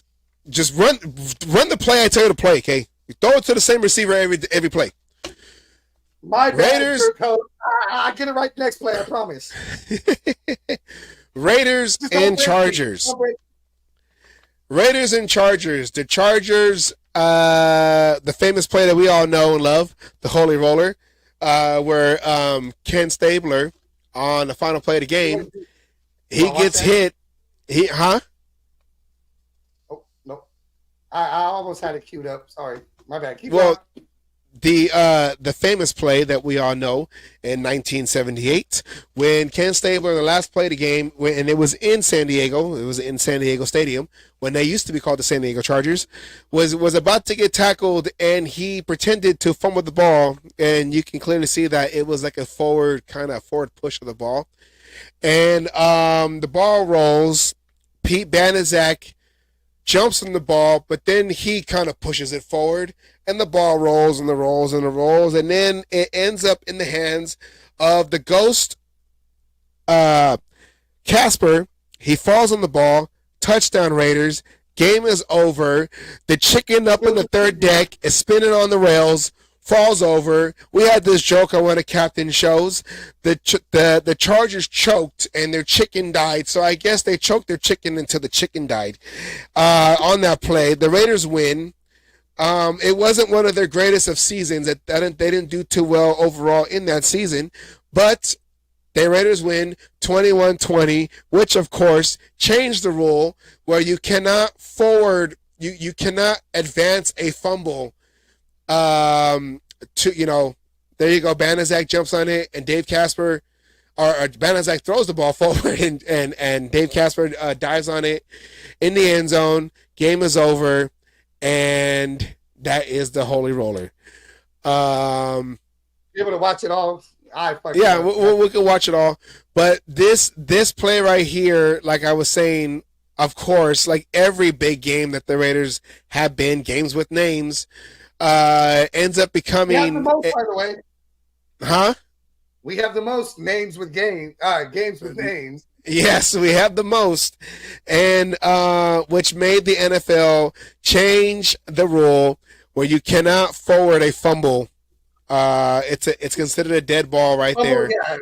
Yeah. Advanced. It can't be advanced. So also, for everyone who's still learning the history of the Raiders, Al Davis was an assistant coach for the Chargers when they were in LA. I believe they were in LA. That's how he started his professional career. His professional career was as an assistant with the Chargers, and the Raiders in 1963 hired Al Davis, who was the youngest coach, and I think is still the youngest coach / GM to hold both titles, whatever, for the Raiders, and we all know how that worked. He also took he first person to take the worst team. If Raiders had one win the season before, yes, and turn it around to a winning season. Yes. The next year, I believe he had that was when they were playing 14 games a season. Yes. So he had like 8 wins or something like that. No, I want to say he went like 10-4. I think. Was it 10-4? I think he went double digit. Okay, but he took the worst team that the AFL had and made them something. His first year as a head coach. Immaculate Deception by Captain Jack Rackham. Yes, and he got it right. Deception. Okay, let's go into the highlights of the Chargers and Vikings game to kind of show what we are dealing with this coming Sunday. Oh, I'm sorry. Well, what am I supposed to be doing? You are supposed to be playing the highlights of the Vikings and the Chargers. That is our highlights. The Vikings and the Chargers. There we go. Got distracted. Now, I mean, the Vikings were coming into this season. They were supposed to be, a playoff contender also, but Kirk Cousins has been a turnover machine, which is kind of like us. Our quarterback is a turnover machine. So the Chargers, which this was their first victory of the season, the Chargers have in this game, they're very opportunistic in this game. Or maybe, like I said, Cousins was just feeling very generous. I don't think they're as opportunistic as the Steelers were on defense. I don't think they were. Yeah, this will be a different type of challenge. The Raiders going against their defense. Most of their talent. Another challenge like the Bills was for our defense with Herbert and that offense. That's where the challenge I think is going to be. Yeah.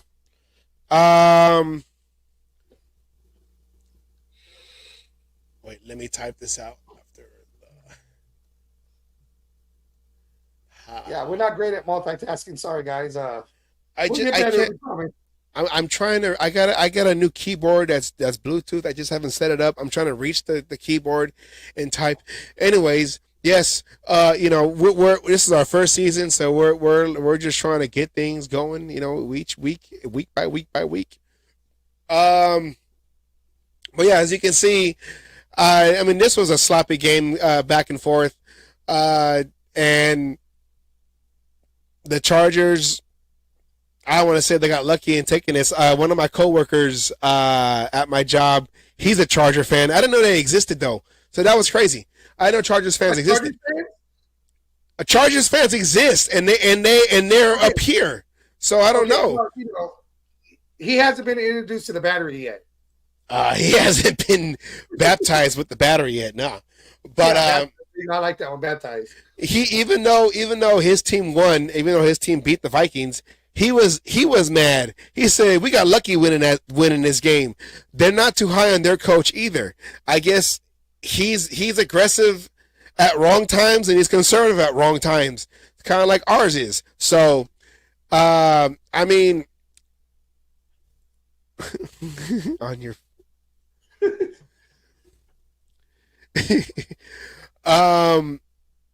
this team, I mean, it's always going to be a challenge with the Chargers because every year since why am I forget? I always forget this guy's name. Herbert, since he's been drafted, each season has always been split. We will lose one and we win one. We'll win one down there. We'll lose one at home. We'll win one at home and we'll lose one down there.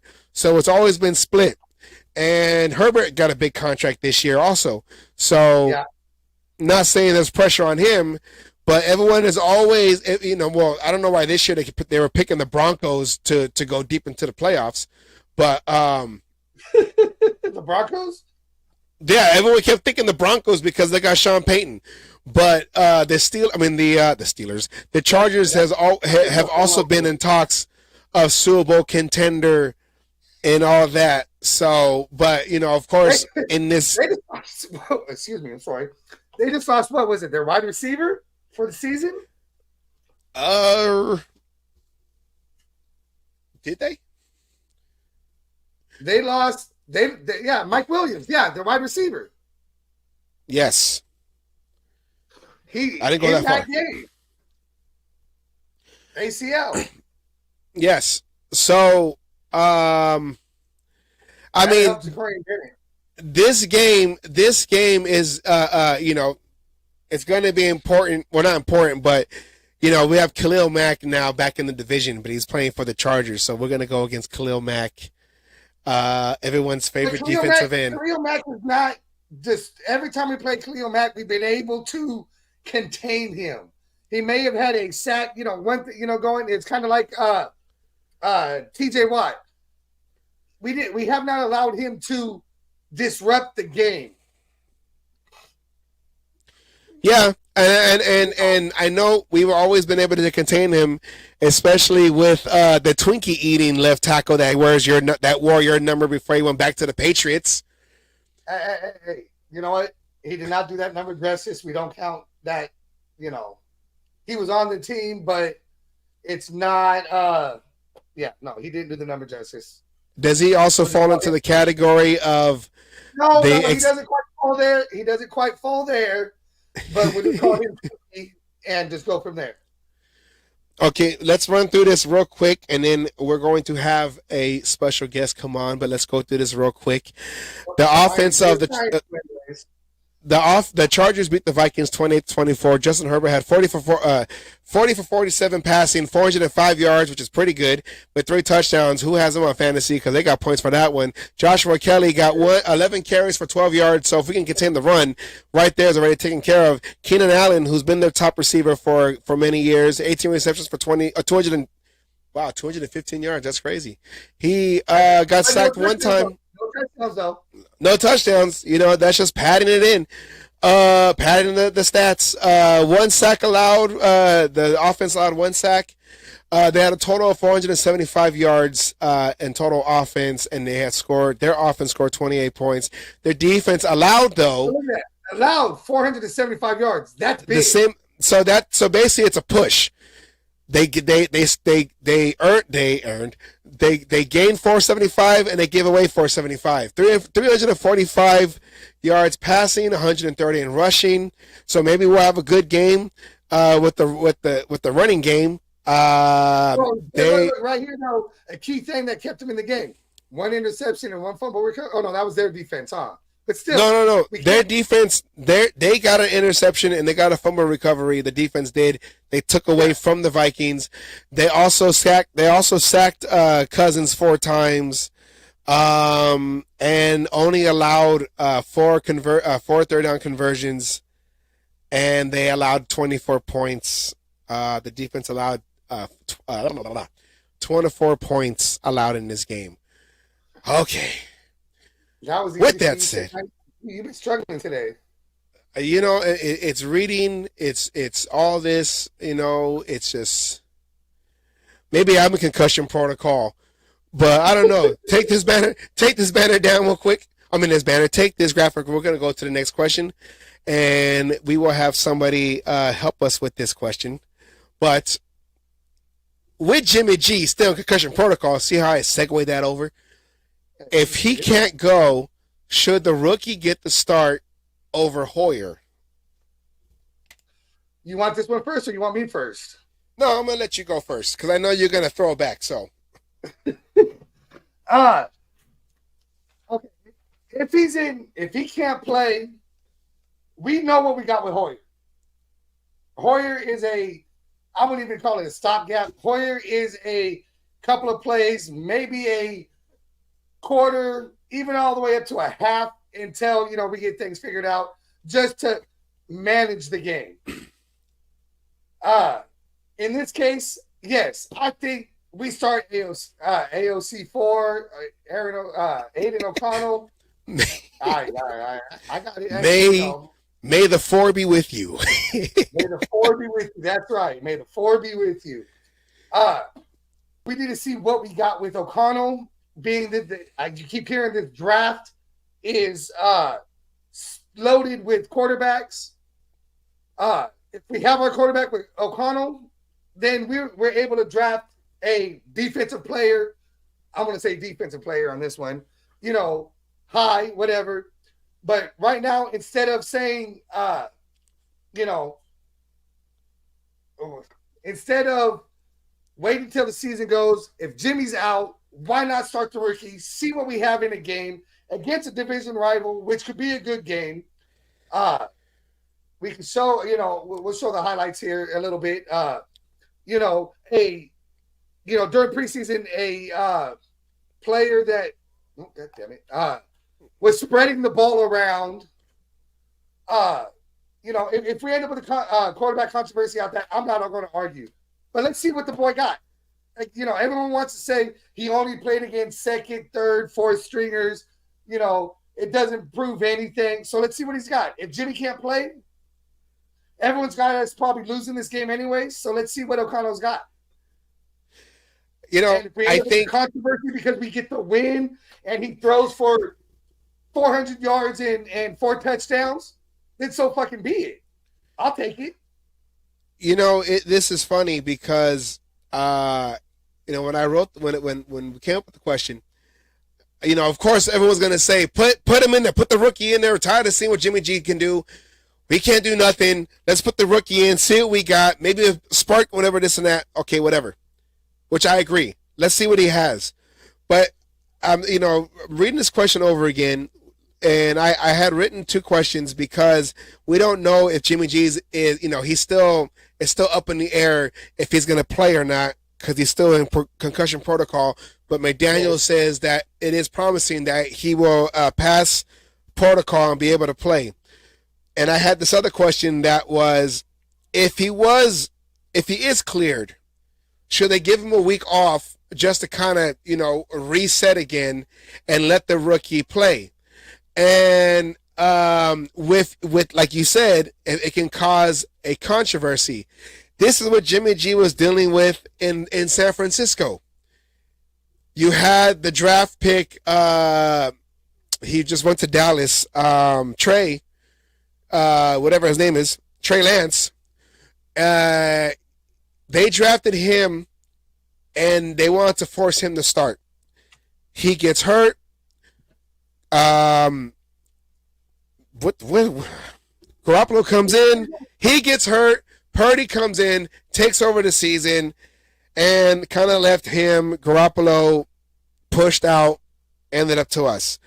If O'Connell comes in and he goes off, and also, which is funny, is they want to compare O'Connell to Tom Brady in Tom Brady's second year, because that was Tom Brady's second year when he took over for Bledsoe, when Bledsoe got his lung knocked off against the Jets on the sideline right next to the first down marker. I think it was in Game 3 also. I think he got knocked out in Game 3 when Brady came in. Tom Brady comes in. He went on, I think, on a 10-game winning streak or something. I can't remember what it was. But, of course, we know what happened at the end of the season. We talked about this last week with the whole tuck you rule. But if O'Connell comes in and he balls out, you have to you have to let him in. It's still early. It's too early in the season where you can't take him out. If that happens, would this mess with Jimmy G's confidence, or does that not even matter after the fact? Because Jimmy G was not supposed to be here. Or does it light a fire under his ass, though? But I mean, if O'Connell, the fire under his ass? But if O'Connell comes in and he does well, it wouldn't matter because O'Connell would have the starting job until injury or anything else for Jimmy G to come back in and get a chance to take his starting job back. We all both agree though that Hoyer should not come in because Hoyer was not brought in to be a backup quarterback. Hoyer was brought in to be a mentor on the sideline to help O'Connell along with this offense because he was drafted in the 4th round. I believe I put it in the 4th round to possibly be the future of this franchise after Jimmy G finishes his 2-year commitment as the stopgap, as the seat warmer, the seat holder for whoever our future quarterback is supposed to be. But I think that if Jimmy G is going to be out in this game, O'Connell needs to get the chance to see what he can do because of how he looked in the preseason. Not that the fans, us fans, have influence on what the coaches are going to do, but this game is going to be in LA, which technically, in a way, is our actual home game. You're going to hear more Raider fans out there in the stands calling out for O'Connell, booing every time Hoyer comes out in the field. It's just how it is. It's just how it's going to go. So just go with it, play the rookie, and see what he has. That's what I believe, and that's what I'm going to say. Do not play a Hoyer because if this was like later in the season, if this was like week 10 or 11 and we were 8-3 or something like that, then I would say, okay, maybe put Hoyer in there just to kind of hold the game. He's a veteran. we don't want to lose our lead or whatever in the standings or whatever it is. But since it's early in the season, we are 1-2. We don't know what we're going to do. We don't even have an identity with this team right now. We should just Hoyer is a relief pitcher. Captain says Hoyer is a relief pitcher. We know what he is. Plug and play. A certain quarterback who used to wear 4 came in as a rookie and took 9 years to get rid of his arse. But we got a new number 4, and it's almost like the same script that we were talking about in the beginning of our series, which when number 4 comes in, lights up in preseason and takes over the veteran that came in to be playing this season, and number 4 just comes in and just takes over.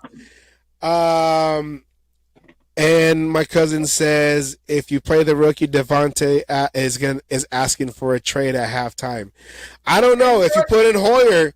Devontae Adams might want to ask for a trade before the game even before we even do the coin toss. But I think, and I said this on Captain's show, he could vouch for this. Did you send Captain the link? What are you doing? Because we're going to win games. Are you trying? I fully believe that. Why are you? I got monitor problems. My monitor just went out, and I'm trying to get it taken care of. Sorry. You gotta put the antennas. You gotta move them around. You gotta move them around. You're funny. Yes, thank you. But yes, I think that let's look at his while you're over there doing that. Let's look at the stats of O'Connell in preseason against San Francisco. I think he only played a half. 15 for 18 for 141 yards and 1 touchdown. Against the Rams, 11 and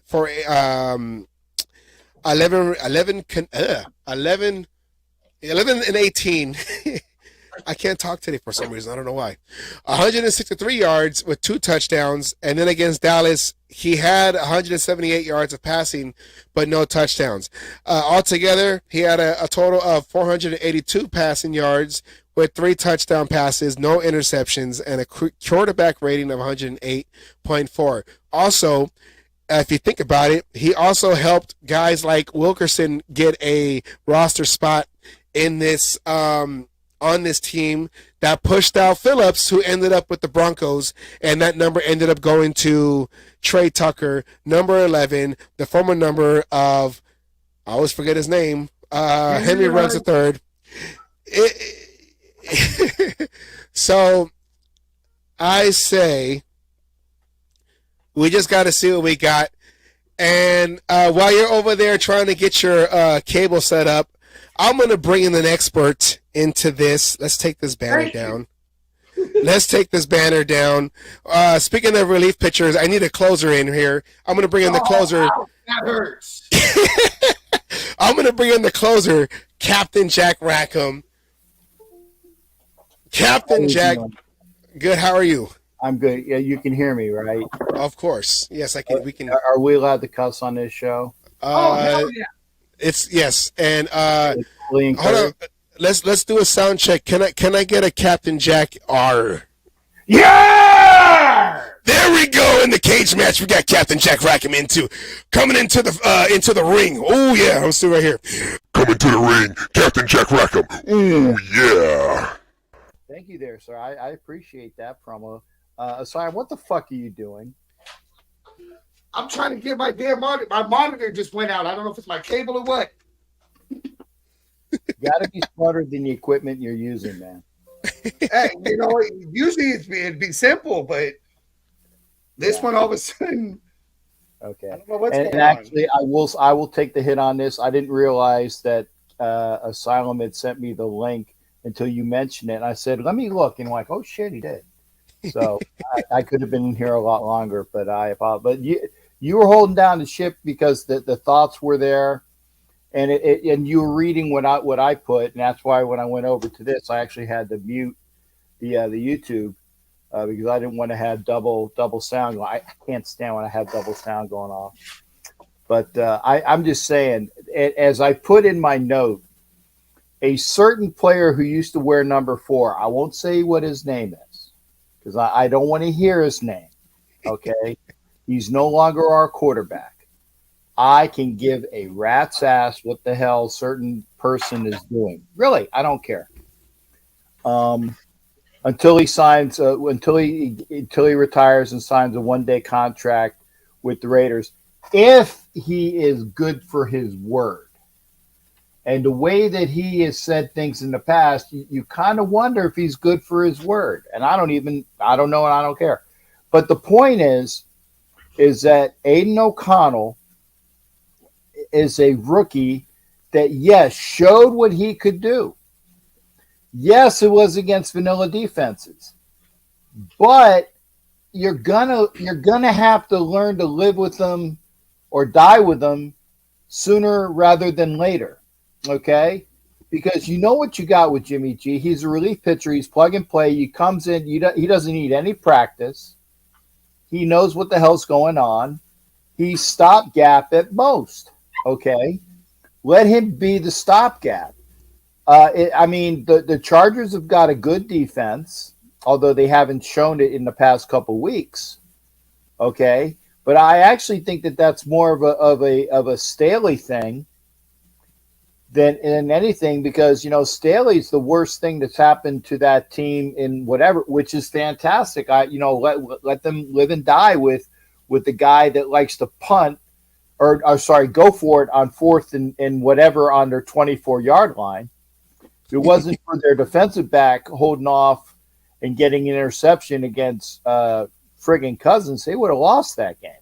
And I'm actually glad that they won that game, because had they lost that game, it would have made our job a lot harder this week. This is a home game for the Raiders, no matter how you cut it. It's a home game. It might be the only home game we have all year. It might be the only home game that we have all year based upon attendance. It was horrible to be in the stands in the Allegiant this past Sunday. And I knew that the Steelers were going to travel well. And I knew that there was going to be a shit ton of Steeler fans in the crowd. But it was like watching, again, the last 2 games of last year where the Niner faithful and fuck them all. And then the Kansas City Queef Kingdom, fuck them all, came in and took over our stadium. It was the same thing. 3 fucking games in a row where there's way too many more fans of the other team, and they take our fans out of it. I get it. Until the Raiders start winning, it's going to be like that. So I would like to think that at least this game, this Sunday, it's going to be a Raider Nation home game in LA. And I want it to be like that. And the question is who's going to get fired first if they continue to do the same stupid shit that they've been doing this year? Is it Staley or is it McDaniels? And I'm of a mind, and I know you guys are either agree with me or not, I'm of a mind to let McDaniels at least roll through the year.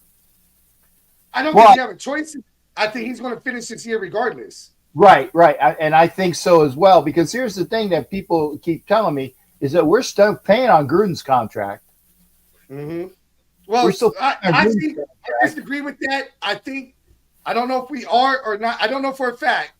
But Gruden, last thing I had heard was when Gruden stepped down, he was willing to not get paid. So if he's getting paid, that's because of Davis. I heard we're still that we don't know because it's the Raider organization and they won't tell us anyway. That's true. Okay. But I know Mark Davis is so effing cheap. And granted, let me say this again. Mark Davis is not the owner. Nope, his mama is. His mama 51%. is. Okay. But he gets to play with the team. But he is such that I know he doesn't want to pay 2 coaches at the same time. Although he was stupid enough to do it when he fired Jack Del Rio and hire Gruden in the first place.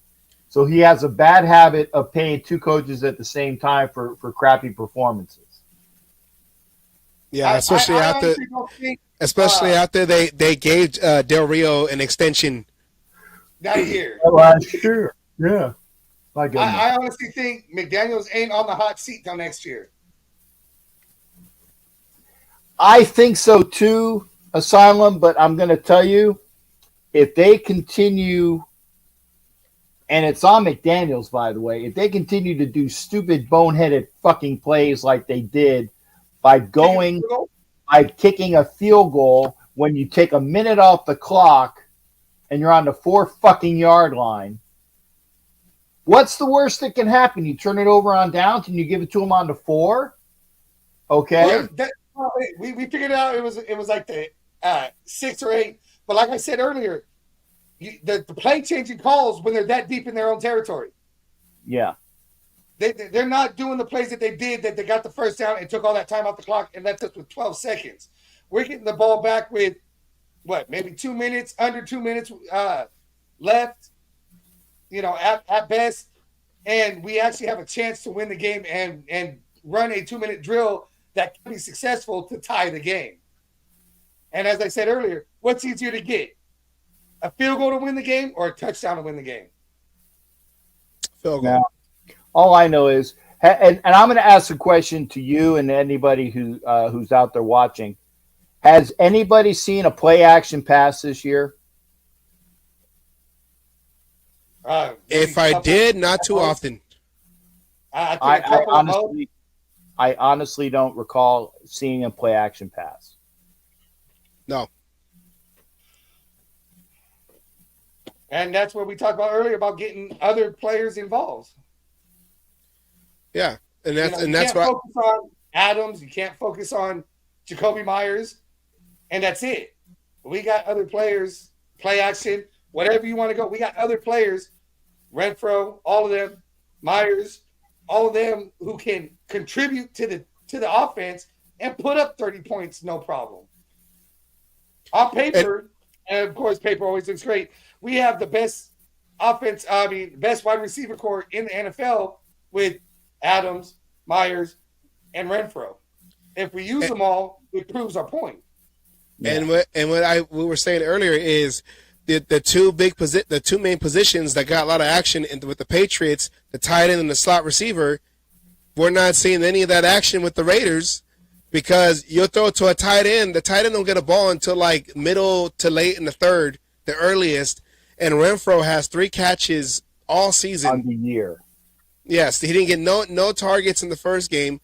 He got 1 catch for 23 yards against Buffalo. It went like late in the fourth, and then just two this past game. So it's like what the dream that they sold us, is not coming true. Yeah. And that's the thing. That's why a lot of folks are upset and angry with McDaniel. Stop telling us that he's this offensive guru if the proof is right there in the field. He didn't do it in Denver, and he's not doing it here with us. So he's proven he's a hell of an offensive coordinator, but a shitty head coach. Norv Turner 2.0. When you don't have to think about time management and game management and situational football, and all you got to do is call plays, and that's all you can focus on, yeah, you can call great plays because you don't have to be the guy wearing all the hats, knowing what the defense is doing, knowing what the offense is doing, special teams, pin the ball here, do this and that. All you got to do is just call plays and one-on-one with your quarterback. And, yeah, you can call the plays, especially – and his quarterback was, Mr. Tuck Rule himself. So how much is that on him? How much is that on him, or is that on McDaniels for the success they had in New England? So, it's just I don't know, but you got to play the rookie. You got to play the rookie because we already see what Jimmy G has. I think no one wants to see. Hoyer is the guy Hoyer is the backup quarterback on the longest yard. Okay. Brucey. Okay. He's Brucey. No one wants to see Brucey. Okay. We start Hoyer. I think a lot of people are going to think we're tanking for the season. Yeah. Get Caleb Williams. Honesty, yeah, if we start Hoyer, you're tanking. You're looking for that top pick. Actually, you know what? If they start, we're not even guaranteed the top pick next year because of we beat the Broncos. Yeah. Okay, and they're horrid, right? And the Bears. And the Bears are horrid. Well, I would say I think the Bears wouldn't take Williams because I think that they're all in on Justin Fields. But I tell you what, the Broncos would take Caleb Williams in a heartbeat. Yeah. I've heard a lot of things where a lot of experts don't think Caleb Williams is ready for the NFL. And you know what? I'm not even. I think he's a fantastic athlete. I actually agree with you. I think he needs another season.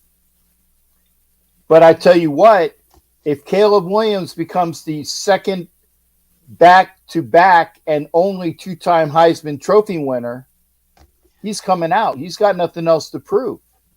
If he wins the Heisman Trophy 2 years in a row, what else is he going to do? He's going to the pros. Yeah. And he's going to get drafted high. To a horrible franchise, and he will fizzle out like all top quarterbacks who gets drafted to the Browns. So yeah. Well, we do this cage match debate. We have one every week. And since Captain, you've been to, you have season tickets over there at Legion Stadium. This is a perfect debate question. What would you rather have? Or what would you rather see? Wait, why is it not coming up? A home game at Allegiant Stadium or away games at SoFi? I think I answered that question. Our only home game of the year is in LA, where all the Raider fans come out. And I don't, the stadium, Allegiant Stadium, it's a nice building. It's a nice building. Stadium. And this is what you had to do was you had to pay the devil to get the glitzy, modern, oh my fucking God, look at how great this stadium is, with the cost of the amount of people that will be loyal and that have season tickets to the Raiders fans that always go. It's not there. I'm going to say this. If you want my seats, and I'm saying this, if you want my seats for the Patriots game next to the Raiders tunnel, $2,000. 2 seats, $2,000 next to the Raiders tunnel. I'll be there. I'll just be somewhere else. But I'm putting those fuckers up on what do you call it? Ticketmaster. Real soon. Now, so if you're a Raiders fan and you want those seats, get with me. But I'm not chinsing out there, and that's a good price next to the Raiders tunnel. Okay. I've said this. You want home games to be home games at Allegiant Stadium. The first thing you need to do, the biggest thing you need to do, is win. Yeah.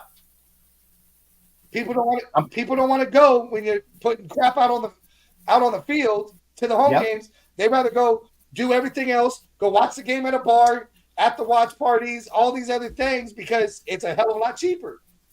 Yeah. Right. You start winning, and then now get those home fans coming back and filling our stadium the way it needs to be. You're going to have other fans in there because it is a destination.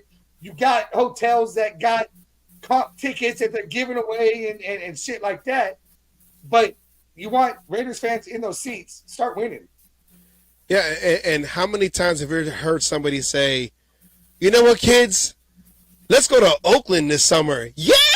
Hold on. Yeah! What the fuck are you smoking, man?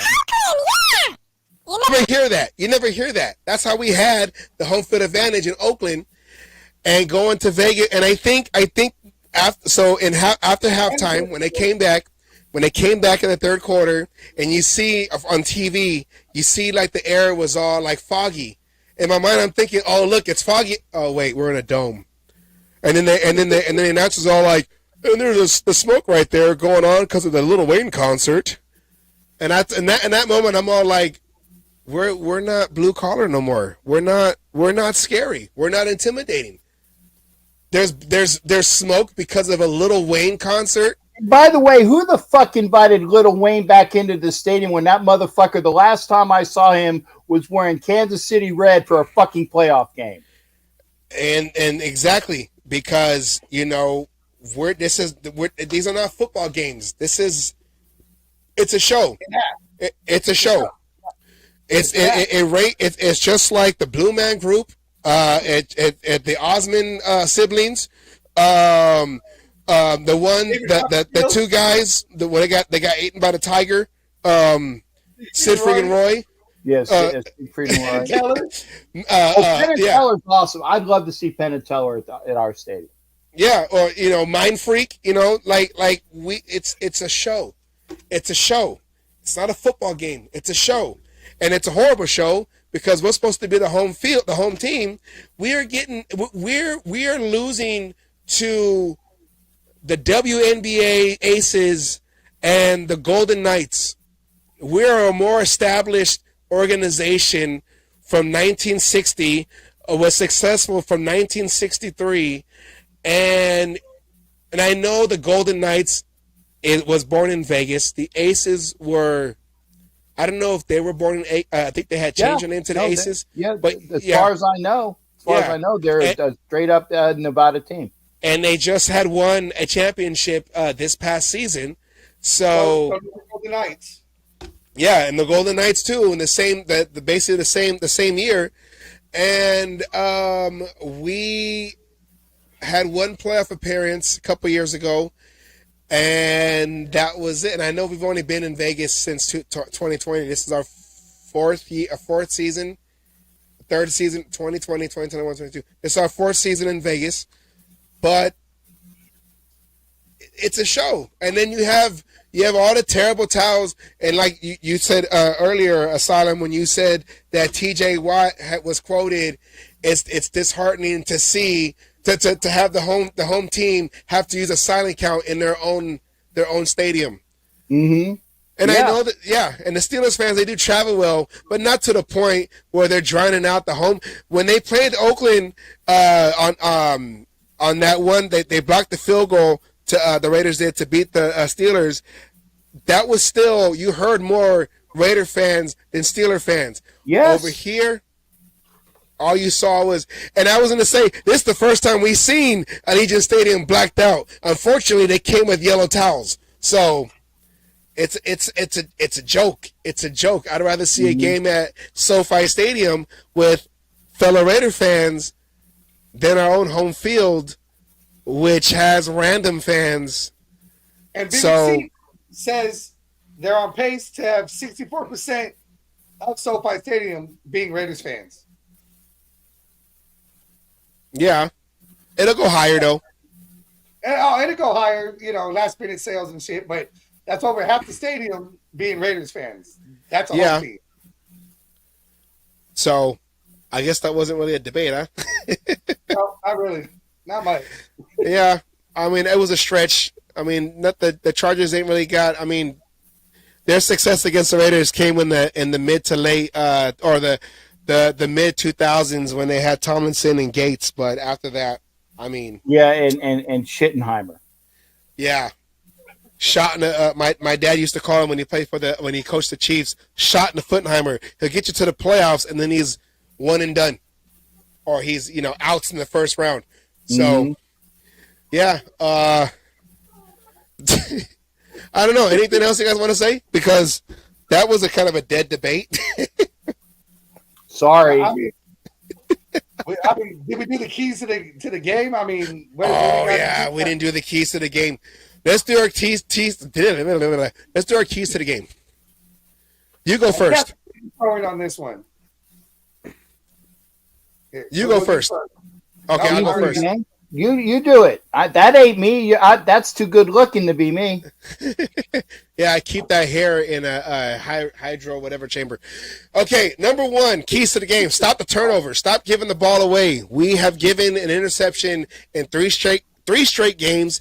Every game this season, Jimmy G has given up an interception. The last 2 games, multiple interceptions. That's the main thing. Stop the turnovers. The second one, spread the ball around, including the running game. I know Josh Jacobs just kind of got paid slightly over the franchise tag, but we have other running backs who was actually in camp, who has timing with the quarterback and the offensive lineman trying to block. We are a better pass blocking offense than a run blocking offensive line, but get other people involved in the offense, not just passing, but also running. Get other guys in the backfield, because right now Jacobs, I'm not gonna say it's his fault. I'm not gonna say it's not his fault, but the other running backs have more continuity with this offensive line and the quarterback. Get others involved into the game. And the last one, control the line of scrimmage. And I mean that because we're gonna go against Khalil Mack, and you know for a fact Khalil Mack has a little extra motivation when it comes to the Raiders. So even though he hasn't done too well against us, you're always, when you're playing against your former team that sent you away, even though he wanted to leave, you're going to have extra motivation to try to prove that you let me go. Look what you missed out on. So I say control the line of scrimmage. Every game should be control line of scrimmage, whether it's offense or defense. That's how you win games. That is my 3 keys. Yes. All right. Asylum. All right, mine. Wait, click it back on. There we go. Okay, here we go. Click it back on. Regardless, Click it, motherfucker. technical difficulties, it happens. All right, my Technical number one difficulties. is, even if Jimmy G is coming out of concussion protocol, let's start Aiden O'Connell. Give Jimmy G a week to get better. We all know how concussions could go and can make things worse. Let's start Aiden O'Connell. Let's see what we got. Let's go ahead and see what happens when we spread the ball around. Let's get the running game going. I want to believe at the end of the game, and with Aiden O'Connell, this will help prove it with spreading the ball around. With the get the running game going. If we get Josh Jacobs going and busting off 10 yards, 8 yards per run, it's going to open up everything else. And most important, use all of our fucking weapons. Plain and simple. I don't care who starts. We got more than just 2 receivers in the game that can catch the damn ball. We got a running back that can catch the ball. We got tight ends that can catch the ball. And we got at least 3 receivers that can catch the ball. And if you want to add Wilkerson in there, he can catch the goddamn ball. So let's use all of our weapons. Trey Tucker. Spread that ball around. Get Trey Tucker in there too. He did well in that first series against Buffalo, and then everything disappeared. Yep. You got anything to add, Cap? Yeah, I do. The defense showed some promise last game. They need to continue to improve. Get their shit in one sock. Okay. It's a turnover. They need to get some sacks on Herbert. You need to have Crosby and whoever plays the other end. Now, Wilson, I was looking for Wilson last week. Somebody said he played. I didn't see him. I saw a lot of Coons. Yeah. But Wilson and for those people that said that Wilson is a bust, fuck you. The kid has played 3 professional games and has maybe 3 weeks of practice before then. He's got 6 weeks in the NFL. That's it. Okay? He wasn't supposed to be starting until somebody went and checked out mentally. Okay? And again, I'm going to say this. I said this last night on my show. Fuck Chandler Jones Raider-wise, but let Chandler Jones get well mentally. And there's a difference, okay? I have no problem with the guy getting the help he needs mentally, okay? Fuck him in his contract as a Raider. And there's 2 different things there, okay?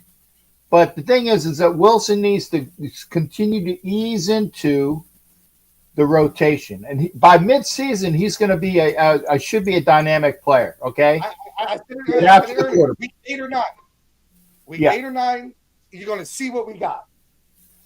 get after the quarterback. Don't drop fucking pick sixes, Peters. Okay. Win the turnover battle because the Chargers are apt to turn the ball over. If the defense wins this game for the Raiders and the Raiders can run and use all of the offensive weapons that everybody is talking about, and that's a dose of Jacobs, that's a dose of Zamir White, and it's a dose of Amir Abdullah, either running or catching passes, okay? Go through all of them, right? Use all your running backs. Use all your offensive weapons. And you know what? When they're keying on Jacobs, that's when you throw a fucking screen pass to somebody. Use Trey Tucker or throw to the fucking tight end. Sorry, I'm using fucking a lot because I'm a little pissed. Okay? Use all your offensive weapons. Continue to improve on the defense, and we can win this game. And there's nothing I want to do more than to do the show next Wednesday on the Wild Wild West, seen on Captain Jack's channel, by the way, prior to this show, and to have a good time with Coach Defense, the other Charger fan that you guys might know about. Yeah. Okay. But we both on the show today said we don't know who's going to win because we don't know which team is going to show up. I don't know. He don't know. But the Raiders can win this game. Let's go out and do it. It would be better to be 2-2 than 1-3. I agree. And do those keeps us wins in the season. against the AFC West. Yes. Solidly number 2. I think this game will be decided by the home crowd.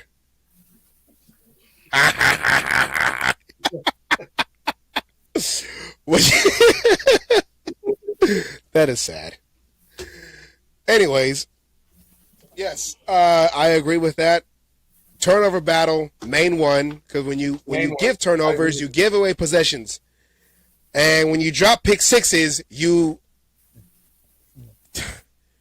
that was an easy 7 points, right? Or 6 points with the PAT. Not only 6 points, but that's momentum. Yes, That's momentum in the game. Not to mention, we'll take the pick six away. The turnover battle, you bring their defense back on the field. What happens when the defense is on the field constantly? At the end of the game, they get tired. I don't care who you playing. There's rarities like Max Crosby's and TJ Watts, shit like that, who keep that motor going. Most of the time they get tired and start giving up bigger plays. and when you drop pick sixes, like when you let the players need to win the game, not let the referees decide the game, and I guess in this case, not let the coaches decide the game. Because as you can see, especially with our game last week, pick six would have canceled out that field goal at the end of that game, that decision, which McDaniels in his post game kind of gave more excuses than explanation when he said we got to go back there and score again, huh? He blamed the players, not his decisions. Yeah, I know, and he had said, you got to go back there and score again. Yeah, but if you score and you go for the 2 point and you get it again, the game is tied. You don't necessarily have to go down the field to score. You have the option of overtime. 40, 50-yard field goals. Yeah. So you got to go down half the field. Yeah, and Carlson hit what was it, a 63 or 62-yard in preseason? So, plus, and oh, by the way, officials, when you throw the fucking flag, it's a flag for a reason, you fucktards. Don't pick it up and say it didn't fucking exist. 2 straight weeks in a row where 2 straight weeks with 2 pickups. Yeah, on PIs. Trending. Unbelievable. Hey, hashtag. Don't pick up your hanky. If you're going to throw it down like Belichick with authority and you leave it alone. Okay, with that, I guess any final words, predictions for this game on Sunday? This anomaly we're gonna call Raiders at Chargers in the Raiders home field, wearing white jerseys. It's basically a home game on a It's a Thursday night game where we played the color rush. yes. Yes. Are we playing color rush against these fuckers on Thursday against them? No, we're not doing color rush. But we played at home one game. What was it? It was in Oakland. Was it against Kansas City? Yes, it was. City color rush, yeah. Yes, it was. Color rush. We ended up winning that game. Yeah, that was the game But that they the kept only calling time I can remember- pass interference at the end, and they finally had, was it like Crabtree got the touchdown, I think? Yes. Crabtree ended up with the touchdown, yes. But that was the only time I could remember we wore white at home. Yeah. Yeah. Yeah, I remember that game because I remember being in Orlando with my whore.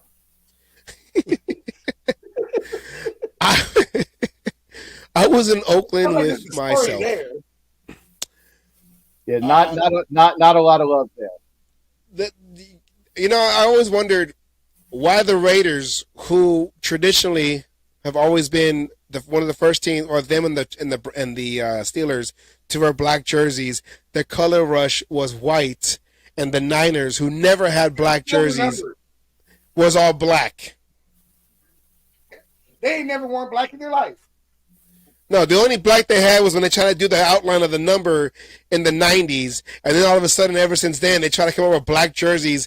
And you have Shanahan, little donkey horseface Jr. trying to wear silver and black Niner hats. Like, you got an identity crisis. I know we left the Bay, but the silver and black hats are still owned by Raider fans up here in the Bay. Don't try to trick them.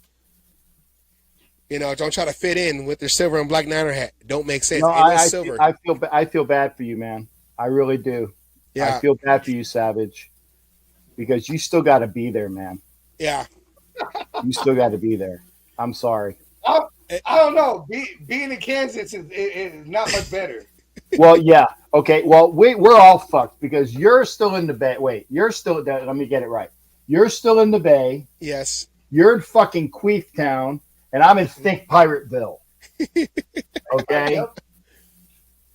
The tampon. What is that? Hold on. What I call it? Oh, shit. I forgot. The tampon fake fucking pirates. Yeah. See, Captain Jack is the Pootie Tang of Florida, and all them other ones are them fake Pootie Tangs that they try to multiply and manufacture. He said Pootie Tang. All I know is we better get our shit together by November because I am not going to go have a 70 burger dropped on me in Miami.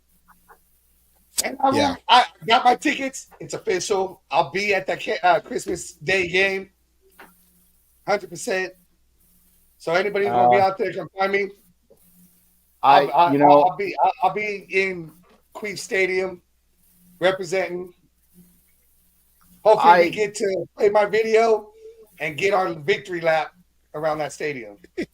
I'd like to, but considering that I'm looking for a JOB, I can't go to any game that I haven't already paid for, and the games that I have already paid for are still possibly not going to be gone through. I like this. Jasmine's your cousin? Yeah. Hi, honey. How you doing? Or as I say, how you doing? How you doing? How you doing? She's a Bengals, diehard Bengals fan before they went to the Super Bowl. Well, so you know what? I like that. That is a true fan that didn't just glom on and was a bandwagon babe. I got a lot of respect for Miss Lugo. Yeah. I can't stand bandwagon fans. I don't care what it is, but I deal with a shit ton of those out here. Yeah, so she was rooting for the Bengals Carson Palmer, because she's young. So Carson Palmer years, when they were decent with Chad Ocho Cinco Johnson, Marvin Lewis. Yeah, see Marvin Lewis right there. She had Marvin Lewis as head coach for them 20 years. It seemed like he was there forever. So Hugh Jax was the OC. Yeah, before he came to be OC for Tom Cable and took over the job. When Tom Cable ended the season 8-8 and said we are no longer losers, and Al Davis says, "Yeah, okay, you're fired." Hugh Jackson, fired, come loser. up. Yeah. Who orchestrated the best trade in NFL history? Oh my God, Mister fucking penny. What is it? Pedicures and manicures. Manny Petty fucker. Sitting on the fucking couch at the time. Yeah. He didn't want to play for the Buccaneers. He didn't want to play for the Bengals, and he said, "I'm going to sit in this couch." Oh, look, the Raiders are calling. Okay. Then he ended up throwing 3 interceptions against the Chiefs. I think 2 were for touchdowns. I could have swore I just saw that last week. Yeah. But anyways, I think that was it. Hey, Jasmine, you got to come over to my show, even though it's Raider centric. I do allow fans of other teams to pop in, and Savage will give you the information on that. Please come on over and talk football, because we'll have a good time talking football. She is really good at Madden also, so she knows a thing or two. Yeah. Good. Yeah. So she could probably break down defenses because Hey, look, I respect her being a Bengals fan better than the fucking 49ers. So, yeah. Jazz, I'm happy to hear this. All right. Captain, last words, plugs, advertisements, anything? Well, if I haven't dropped enough information about my YouTube channel already, then obviously go to right down there. Just take the J off of it. Captain Jack Rackham Levy, that's the YouTube channel. The IG is over to the right, Captain Jack Rackham with the dots in between. The Twitter is at J Captain Jack, I believe. So it's all there. And hang out and come on in and talk sports with me. I enjoy it. I enjoy these two gentlemen. See, I can get this straight away. I can point up and not fuck this up. So and it's always a pleasure. He does have multiple shows throughout the week. He said you have multiple shows every week. Yeah, I try. I actually had an extra one last night, so I had to fucking cuss. And I was on that one. I remember. I just couldn't come on live. I didn't want to give away what I was going to talk about today. That's good. No, that's cool. That's good. Don't ever do that. And we need Asylum out there in San Diego to show everybody what a diehard Charger really looks like. That's the police sketch that we talked about earlier in the show. That's him throwing a battery at a Charger fan. And there you go. That isn't Little Miss Bitch in the 52 jersey, is it? I don't know. This picture was... This is a police sketch, so it could have been 50. He might not know. He got hit with the diehard battery, so he don't know what he was saying. Yeah, so that's how Asylum got into the asylum when they punished him by sending him to Kansas City. That's what we say. But let's take this off. But oops, I hit the wrong button again. I don't know how you guys use this flawlessly. But with that, so make sure you go check out. I got to put a banner here for Captain Jack's show, because Captain Jack has always been a supporter, always having us on his shows. I'm an athletic supporter. Athletic supporter. If you're not going to be an athlete, be an athletic supporter. Athletic supporter. There you go. Here's a question: Are we going to have a special guest next week? I'm going to try. I'm good, and you guys know, like I said, I got to look for that JOB, and I actually Yeah, that's I got shit going on, but I definitely am going to try. Hit me up again to remind me, hey schmuck. Remember, you emails or texts. If you start with hey schmuck, it reminds me that I told you to do this, because if you don't put hey schmuck, it's just regular email. And schmuck, by the way, is spelled SCHMUCK. I know Asylum. I almost said your name. I know Asylum knows how to spell schmuck because he knows tribal shit. Savage, SCHMUCK. Yes. Somebody spells it SMUCK. I said, "Where's the schmuck? The schmuck. The schmuck." Yeah. You gotta get you the red stapler. This is my stapler. This is my picks. All right. Check out the cage match, the show. We say 5 p.m. Pacific, but then we end up showing up at 5:30, 5:35. Philippine time. It's Yeah. This is just like the Raiders. This is the developmental year. So next year we're gonna go try for the championship, but this one we're just getting things together. And We're bringing in rookies. yes. So like the cage match, like, share, subscribe. We have a Facebook page and a YouTube page, and eventually we'll get a Instagram page. We'll get all that together. I subscribe so I can find it easier next time. Yes. And I liked it as soon as I came in. So I'm 2 for 2. Yes, thank you very much. You hit the bell so you get it. You get a notification every time. Well, if I ring the bell, the bitch better be worth it. We're trying. Oh, and by the way, Jasmine, I'm not as nasty as I pretend to be. It's all an act. All right. With that said, we're going to end this show like we usually do with a word from Raider Milt, my old high school coach, talking about the real Raider fans back in Oakland. Rest in peace, Raider Milt. Let's go out and have a good day. Have a good night. Let's go Raiders. 2-2. Let's take care of business in the division. If there's games we got to win, it's in the division. I don't care if we do it like if we did was in 2010 when we swept the division and we don't go to the playoffs. At least sweep the division. That means we get 2 against the Chiefs and we'll get the 2 against the Chargers. Stop splitting it. Blah blah blah. Whatever. All right. With that said, I mean, yeah, we're going I want 80 against the Broncos. Okay, give me 80. Break the record. There you go. Fuck it. Let's go. There you go. With that said, final words from Raider Milt, Wallace. Rest in peace, Coach. All right, take care, everybody. Peace out. Peace out.